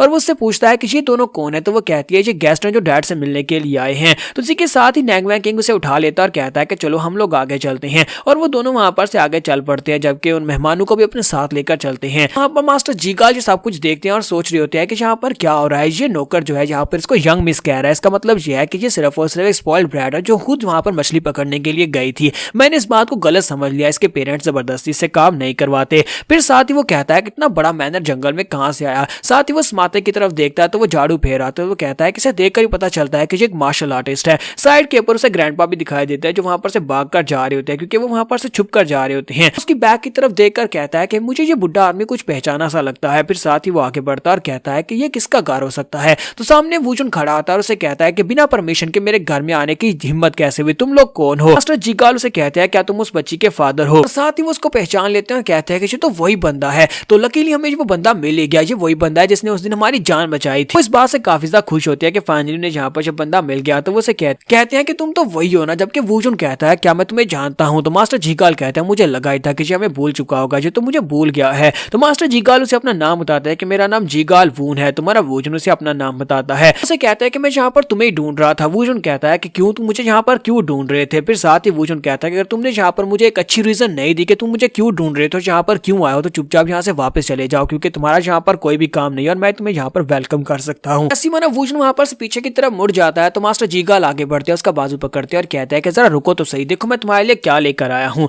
मैं यहाँ पर तुम्हारे साथ लिक्वर पीना चाहता हूँ, क्या तुम मेरे साथ बैठकर वाइन पियोगे, तुम्हें वाइन पसंद है। तुम्हारा वूजन उसे कहता है कि हाँ मुझे पसंद है। तो उसी के साथ ही उसके सामने एक जार करता है और कहता है ये एक बहुत ही एक्सपेंसिव और बहुत ज्यादा पुरानी वाइन है, तकरीबन 50 साल पुरानी वाइन है, क्या तुम इसे पीना चाहोगे। तो वूजन कहता है कि हाँ क्यों नहीं, चलो फिर ठीक है अंदर आ जाओ। हम लोग अंदर बैठकर पीते हुए साथ बात करते हैं। तो उसे यहाँ पर टाइम मिल जाता है और इसी के साथ ही वो दोनों अंदर चले जाते हैं। अंदर जाने के बाद मास्टर कल्ट लीडर भी उनके साथ ही बैठे होते हैं और वो भी उनके साथ वहीं पर बैठकर पी रहे होते हैं और हमारा वूजन भी वहीं पर बैठकर पी रहा होता है। जबकि हमारी शुई और उसके साथ ग्रैंडफादर दोनों बाहर छुपकर ये सब कुछ देख रहे होते हैं। शुई कहती है कि ग्रैंडपा यहाँ पर हो क्या रहा है, जीगाल पैट्रियार्च यहाँ पर क्या करने के लिए आए होंगे। तो उसके ग्रैंडफादर उसे कहते हैं कि ऊपर से देखो ना वो लोग वहां पर बैठकर अच्छी वाइन भी पी रहे हैं। और साथ ही वो गुस्सा हो जाते हैं और कहते हैं मुझे ये तो समझ आती है कि जीगाल एल्डर यहाँ पर वाइन पी रहा है, लेकिन उस बंदे का इसके साथ क्या ताल्लुक है, वो कल्ट लीडर वहां पर बैठकर क्यों वाइन पी रहा है। तो वो बहुत ज्यादा गुस्सा आ रहे होते हैं। जबकि शुई कहती है ग्रैंडफादर इस बात से क्या फर्क पड़ता है। तो वो कहता है कि मैं शांति हूँ, लेकिन मुझे उसे देखकर बार बार गुस्सा आ रहा है कि वो मुफ्त में बैठकर वाइन पिए जा रहा है। तो ऐसे कहती है ग्रैंडपा मुझे लगता है कि मास्टर जीगाल यहाँ पर आपको ढूंढने के लिए नहीं आए, बल्कि वो यहाँ पर मिस्टर डैन को ढूंढने के लिए आए हैं। तो वो उसे कहता है कि हाँ मुझे लगता है कि उसी को ढूंढने के लिए आए होंगे। शुई कहती है कि मुझे लगता है कि वो ये सोचकर यहाँ पर आए होंगे कि अगर यहाँ पर डैन वूजन को ज्वाइन कर लेता है तो यहाँ पर वो म्यूरियम अलायंस को दोबारा से एक कर सकते हैं, स्वर्ड फैक्शन को भी यहाँ पर उसके साथ मिक्स किया जा सकता है और दोबारा से वो लोग इनको पावरफुल बना सकते हैं। तो ग्रैंडफादर उसे कहते हैं लेकिन क्या तुम्हें लगता है कि वूजन यहाँ पर इस रिक्वेस्ट को मानेगा, वो कभी भी नहीं मानेगा। मुझे लगता है कि मास्टर जीगाल यहाँ पर एक महंगी वाइन को सिर्फ और सिर्फ जाया कर रहे हैं। वूजन जो होता है इस वाइन को पीकर उसकी तारीफ करता है, जबकि मास्टर जीगाल उसे कहते हैं तुम्हारा बहुत बहुत शुक्रिया यहाँ पर तारीफ करने के लिए। तुम्हारा वूजन उसे कहता है मुझे बताओ कि तुम लोग यहाँ पर मुझे क्यों ढूंढ रहे थे और यहाँ पर क्यों मुझे इस जगह के ऊपर इतने दिनों से क्यों रह रहे थे। तो वो कहता है कि सर मैं यहाँ पर इस जगह के ऊपर इसलिए रहता था कि मैं आपके साथ एक अच्छा रिलेशनशिप बना सकूं। मास्टर जीगाल सिर्फ इतनी बात करते हैं कि वो उसके साथ एक अच्छा रिलेशनशिप बनाना चाहते हैं और उसके बाद वो यहाँ पर पूरी डिटेल में उसके साथ बात करने वाले हैं। इसके साथ ही नेक्स्ट सीन में जाते हुए दिखाया जाता है जहाँ पर वो उसे कहता है कि फिलहाल के लिए हम लोग जहाँ से जा रहे हैं, उम्मीद करते हैं कि अगली बार आपके लिए अच्छी वाइन लेकर आए और वो आपको पसंद आए। तो वूजन कहता है हाँ क्यों नहीं, फिर से वाइन लेकर आना, मुझे मजा आएगा। और इसी के साथ ही वो उन्हें गुड बाय बोल देता है और वो लोग वहां से चले जाते हैं। उनके चले जाने के बाद हमारा वूजन अंदर आता है तो ग्रैंडफादर उसे कहता है कि वो लोग यहाँ पर क्यों आए थे। तो हमारा वूजन वाइन का जार उठाता है, उनके लिए कप भरता है और कहता है जरा इसे पी कर चेक करो। तो वो पीते हैं और कहते हैं ये तो बहुत ही अच्छी और बहुत ही टेस्टी है। तुम्हारा वूजन उसे कहता है हाँ ये बहुत ज्यादा टेस्टी है। तो फिर साथ ही ग्रैंडपा फिर से उसे कहता है कि तुमने अभी तक मेरे सवाल का जवाब नहीं दिया, मुझे बताओ कि मास्टर जीगाल तुमसे क्या कहने के लिए आए थे। तो वूजन कहता है कि वो मेरे पास आए थे मुझसे रिक्वेस्ट करने के लिए, उन्होंने मुझसे कहा कि मैं उनकी म्यूरियम अलायंस को ज्वाइन कर लूं। तो यहाँ पर फिर से वो पास का सीन दिखाते हैं जहाँ पर मास्टर जीगाल उनसे बात कर रहे होते हैं। तो वूजन उसे कहता है कि नहीं मुझे सब में कोई इंटरेस्ट नहीं है। तो मास्टर जीगाल कहते हैं कि अब इस बात का क्या मतलब है कि तुम्हें सब में कोई इंटरेस्ट नहीं है, तुम्हें वाकई में एक शांति भरी दुनिया नहीं चाहिए, एक दुनिया जिसके अंदर तुम्हारी बच्ची बड़े प्यार से आराम से रह सके। तुम्हारा वूजन उसे कहता है कि हाँ यहाँ पर मुझे ऐसा चाहिए, लेकिन मुझे ये बताओ कि तुम्हारी मदद करने के बदले मुझे यहाँ पर क्या मिलने वाला है। तो ये बात सुनने के बाद जीगाल कहते हैं कि आपको यहाँ पर बहुत ज्यादा रिस्पेक्ट मिलेगी, आपका नाम होगा। तो वूजन कहता है कि मुझे ये सब कुछ नहीं चाहिए, इस दुनिया में सबसे ज्यादा बेकार चीज यही होती है कि रिस्पेक्ट हासिल करना, जबकि यहाँ पर सबसे ज्यादा बेस्ट है कि मुझे पैसा मिले। तुम्हारा वूजन यहाँ पर ग्रैंडपा के साथ जब बैठकर उन्हें सारी बात बता रहा था, इसी के साथ उसे एक झटका लगता है। तो वूजन उठकर बाहर चला जाता है और उनसे कहता है कि मैं यहाँ से जा रहा हूँ। तो ग्रैंडपा से कहते हैं कि तुम कहाँ पर जा रहे हो, क्या मैं तुम्हारे साथ आऊँ। तो वो कहता है नहीं मेरे साथ मत आना, और तुम्हारे लिए सबसे बेहतर रही होगा कि तुम यहाँ पर रहना और किसी और को भी पहले से बाहर मत आने देना। तो ग्रैंडपा की बात सुनने के बाद काफी हैरान होते हैं कि ये इतने सीरियस मोड में मुझे ये क्यों कह रहा है कि मैनर से बाहर मत आना। तो हमारा वूजन वहां से निकलता है और सीधा थ्री हीवंस की कब्र के पास पहुंच जाता है। वो उन तीनों कब्रों के पास जाकर खड़ा होता है।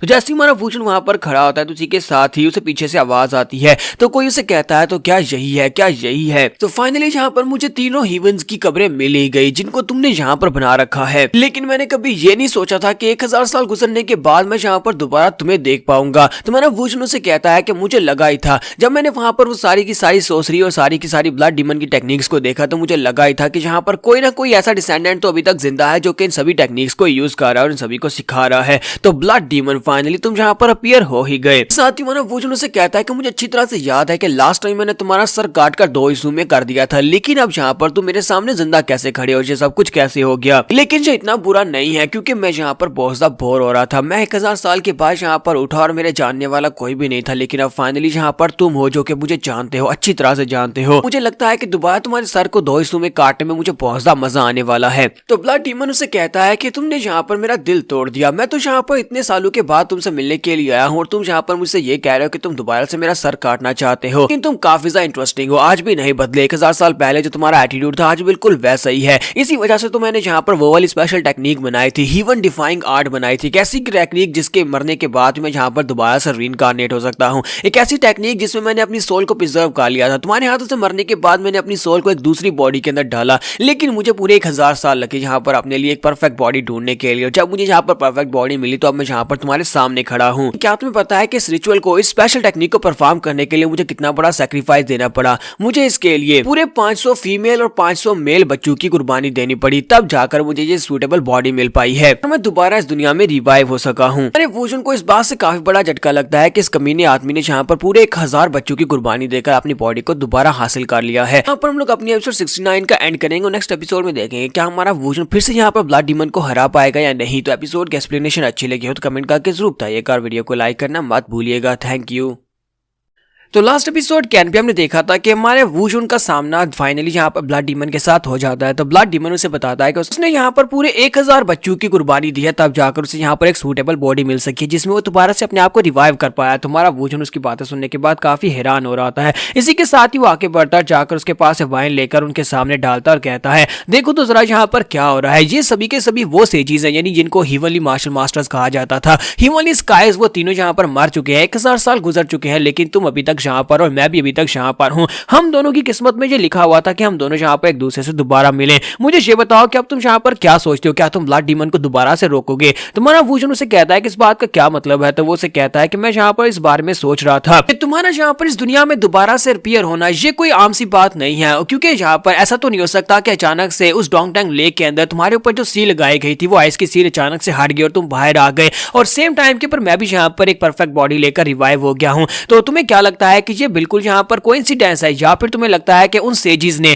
उन 8 इमॉर्टल्स ने जानबूझकर ये सब कुछ प्लान किया हुआ था। उन्हें सब कुछ पता था कि यहाँ पर मैं रिवाइव होऊंगा तो तुम्हें भी यहाँ पर रिवाइव होना होगा, तुम यहाँ पर दोबारा मुझे हराओगे। तुम्हारा वुजुन उसकी बात सुनने के बाद अपनी पावर्स को रिलीज करता है। जब वो अपनी पावर्स को रिलीज करता है तो ब्लड डीमन उसे कहता है कि इस वक्त तुम इस हालत में नहीं हो कि तुम यहाँ पर मुझे कुछ कर सको, क्योंकि तुम्हारा लेवल बहुत ज्यादा लो है। वुजुन उसे कहता है कि मुझे लगता है कि तुम्हारे जोक्स 1000 साल के बाद पहले से काफी ज्यादा बेहतर हो गए। क्या तुम्हें लगता है कि तुम मुझसे बेहतर हो। तो इसी के साथ ही ब्लड डीमन जो होता है हमारे वुजुन के ऊपर एक स्ट्राइक लगाता है। जब वो वुजुन के ऊपर स्ट्राइक लगाता है तो वुजुन को पूरा कॉन्फिडेंट होता है कि वो यहाँ पर एक ही हाथ से उसको ब्लॉक कर पाएगा, क्योंकि वो पहले भी इसकी बहुत सारी स्ट्राइक्स को ब्लॉक कर चुका है। लेकिन जैसे वहां पर उसके स्ट्राइक को ब्लॉक करने के लिए वो अपने हाथ को सामने करता है तो वहां पर एक जबरदस्त धमाका होता है और हमारे वुजुन को पीछे की तरफ हटना पड़ता है। वो पूरा एक कदम जो होता है पीछे की तरफ हटता है। वुजुन कहता है कि यहाँ पर क्या हुआ, ऐसे कैसे हो गया, क्या मैं यहाँ पर इसके अटैक की वजह से पूरे 1 इंच पीछे की तरफ हटा हूं। लेकिन ऐसा पॉसिबल नहीं है, ऐसा नहीं होना चाहिए था। जबकि ब्लड डीमन जंप करते हुए पेड़ के ऊपर चला जाता है और उसे कहता है 1000 साल के बाद फाइनली मैं यहाँ पर तुम्हारा वो चेहरा देख पा रहा हूँ जो चेहरा देखने के लिए मैंने बहुत इंतजार किया था। तुम्हारा वो चेहरा जिसमें यहाँ पर तुम्हें डर दिखाई दे रहा है, जिसमें तुम कंफ्यूज दिखाई दे रहे हो कि तुम यहाँ पर मुझे हरा भी पाओगे या नहीं हरा पाओगे। इसी के साथ ही वो वुजुन के इंसल्ट करते हुए कहता है कि मुझे लगता है कि तुम्हें यहाँ पर अपने लेवल को थोड़ा सा और बढ़ाना पड़ेगा, क्योंकि इस वक्त जो लेवल तुम्हारा है तुम मुझे कभी भी हरा नहीं पाओगे।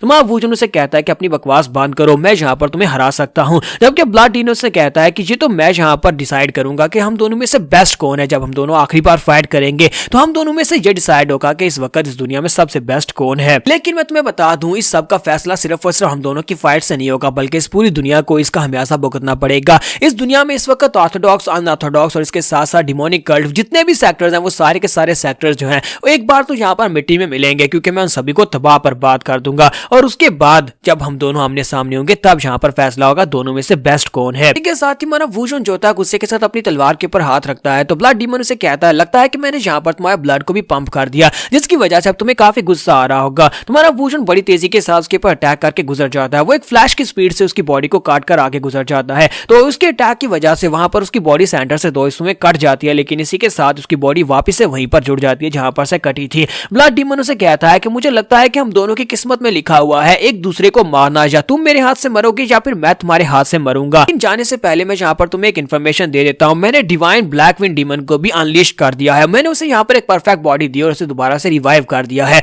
और तुम्हें उसे खुद ही जाकर ढूंढना होगा इससे पहले कि वो यहाँ पर दुनिया में तबाही मचाना शुरू करे। जाओ जाकर उसे ढूंढो, और अगर रोक सकते हो तो जाकर उसे रोक लो। और इसी के साथ ही ब्लड डीमन की बॉडी वहां पर से गायब हो जाती है। तुम्हारा वूजन उसकी बात सुनने के बाद काफी सीरियस हो जाता है, क्योंकि उसे लगता है कि अगर ब्लड डीमन ने ये बात किया तो ये सीरियस हो सकता है। यहाँ पर से नेक्स्ट दिन अगले दिन सुबह सुबह का दिखाया जाता है, जहाँ पर समाते और शुई प्रैक्टिस कर रहे होते हैं। दूसरी तरफ नैंगमैंग किंग और मुजिन दोनों प्रैक्टिस कर रहे होते हैं, और ग्रैंडफादर्स दोनों वहां पर बैठकर चाय पी रहे होते हैं, और शुई वो दिखाता है कि शुई वहां पर खेल रही होती है। तुम्हारा वूजन सभी को देख रहा होता है, और सभी को देखने के बाद साथ ही वो सोच रहा होता है कि कल रात को जो कुछ भी हुआ मुझे लगता है कि वो सब कुछ सच था। मैं तो पहले ये सोच रहा था कि ये कुछ सपना हो सकता है, लेकिन असल में वो कुछ सपना नहीं है, बल्कि ब्लड डीमन वाकई में रियल में वापस से रिवाइव हो चुका है। ब्लड डीमन वापस आ चुका है और उसकी कल्टीवेशन पहले से काफी ज्यादा बढ़ चुकी है। तो मुझे भी यहाँ पर लेवल अप होने की जरूरत है, क्योंकि मैं यहाँ पर अभी तक उसी लेवल के ऊपर अटका हूँ जो मैं 1000 साल पहले था, लेकिन वो पहले से ज्यादा स्ट्रॉन्ग होकर आया है। और ऊपर से उसने मुझे ये भी कहा है कि उसने ब्लड डीमन को भी यहाँ पर दोबारा से रिवाइव कर दिया है। आखिर उसको दोबारा से रिवाइव करने का क्या मकसद हो सकता है? अगर उसने उसको रिवाइव किया तो उसके पास तो सिर्फ और सिर्फ किलिंग इंटेंट था, वो जिसको देखता है उसे मार डालता है। जल्दी से जल्दी ब्लड विंड ब्लैक डीमन को ढूंढना होगा, जल्दी से जल्दी उसे ढूंढकर खत्म करना होगा।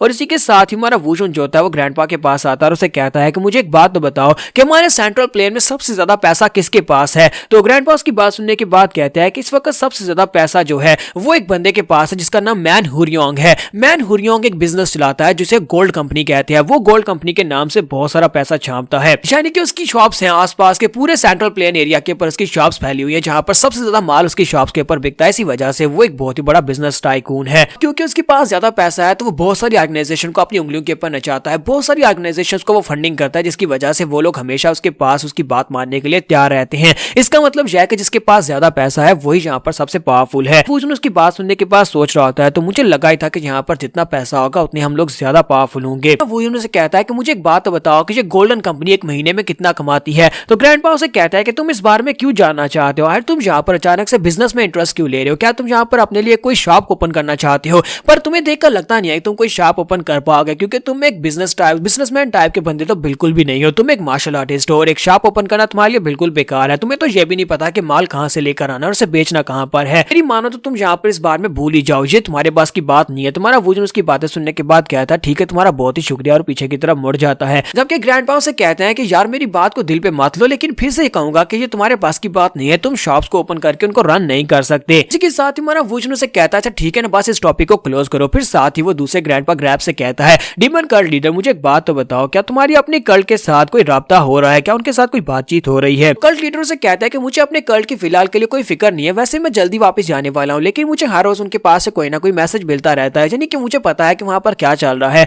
तुम्हारा वूजन से कहता है कि रिसेंटली बताओ क्या पिछले एक हफ्ते में कोई मैसेज आया? तो ये बात सुनने के बाद वो वहीं पर खामोश हो जाते हैं और कहते हैं अगर मैं इस बारे में सोचूं तो एक हफ्ते पहले से अभी तक यहाँ पर कोई मैसेज नहीं आया। वहां पर मेरा जो एडवाइजर था वो मुझे मैसेजेस भेजकर बताता रहता था कि यहाँ पर ये हो रहा है, यहाँ पर ये हो रहा है, लेकिन अब पिछले एक हफ्ते से उसने एक भी मैसेज यहाँ पर नहीं भेजा। ये काफी अजीब बात है। तो कल्ट लीडर उसे कहते हैं क्या कोई मसला है? तुम्हारा वूजन उसे कहता है नहीं नहीं कोई बात नहीं है। जब किसी के साथ कल्ट लीडर वहां पर हंसना शुरू कर देते हैं और कहते हैं कि तुम्हें तो अच्छी तरह से पता है कि इस वक्त म्यूरियम अलायंस जो है वो भी बुरी तरह से खत्म हो चुकी है, यानी कि वो भी दो हिस्सों में बढ़ चुकी है। तो तुम्हें क्या लगता है कि यहाँ पर वो लोग जाकर हमारे डिमोनिक कल्ट को नुकसान पहुंचा सकते हैं? ये म्यूरियम अलायंस और दूसरी जो स्वर्ड अलायंस बनी है उन दोनों के कमीनों में इतनी पावर नहीं है कि वो जाकर डिमोनिक कल्ट को हाथ लगा सके। और वैसे भी डिमोनिक कल्ट के अंदर पूरी 1000 फैमिलीज हैं जो बहुत ज्यादा पावरफुल है। मानो वूजन वहीं पर से पीछे की तरफ मुड़ जाता है, तो वो उसे कहता है क्या तुम मेरे साथ फाइट करना चाहोगे? मैं काफी बोर हो रहा हूँ। तुम्हारा वूजन कहता है अगर बोर हो तो जाओ जाकर सोमी के साथ खेलो। और इसी के साथ ही वो दोनों ग्रैंडपा वहां पर जाकर सोमी के साथ खेलना शुरू कर देते हैं। जबकि हमारा वूजन समाते के पास जाता है, तो समाते के पास से गुजर रहा था। समाते उसे कहता है कि पैलेस मास्टर मुझे पता है कि आप परेशान हैं। तो वो कहता है कि इस बात का क्या मतलब है? समाते उसे कहता है कि सर मैं आपके चेहरे को देखकर समझ गया हूँ कि आप परेशान हैं। अब मुझे बताएं कि मैं आपके लिए क्या कर सकता हूँ। मुझे पता है आप मुझसे कोई काम करवाना चाहते हैं। तुम्हारा वूजन उसे कहता है कि हाँ एक काम है जो मैं करवाना चाहता हूँ। तो समाते कहता है बताएं कौन सा मिशन है? मैं अपने मिशन को पूरा करूंगा चाहे अपनी जान को दांव पर लगाना पड़े। तुम्हारा वूजन उसे कहता है क्या तुम मेरे लिए डीमन कल्ट में जाओगे? वहां पर जाकर किसी के ऊपर नजर रखनी है। तो स्मार्टी उसे कहता है कि तुम मुझे ऐसी जगह के ऊपर जाने का कह रहे हो जो यहाँ से बहुत ज्यादा दूर है, वहां पर जाने में भी तकरीबन 4 महीने लगते हैं अगर हम लोग कैरिज के ऊपर जाएं, तो क्या मैं वहां पर जाऊं? तुम्हारा वोजन उसे कहता है कि हाँ मैं चाहता हूं कि तुम वहां पर जाओ, तुम्हें सीधे उनके हेडक्वार्टर के अंदर नहीं घुसना, बस वहां पर साइड के ऊपर खड़े रहकर उनके ऊपर नजर रखनी है, जो कुछ भी हो वो जानकर मुझे मैसेज भिजवाना है कि वहां पर क्या चल रहा है। तो यहीं पर हम लोग अपनी एपिसोड 70 का एंड करेंगे और नेक्स्ट एपिसोड में देखेंगे कि हमारे वोजन का ये सारे का सारा जो कुछ भी वो कर रहा है क्या ये वाकई में सच हो जाएगा, क्या ब्लैक विंड डीमन इस वक्त डीमन कल्ट में है। तो एपिसोड की एक्सप्लेनेशन अच्छी लगी हो तो कमेंट करके जरूर बताइएगा, वीडियो को लाइक करना मत भूलिएगा। Thank you.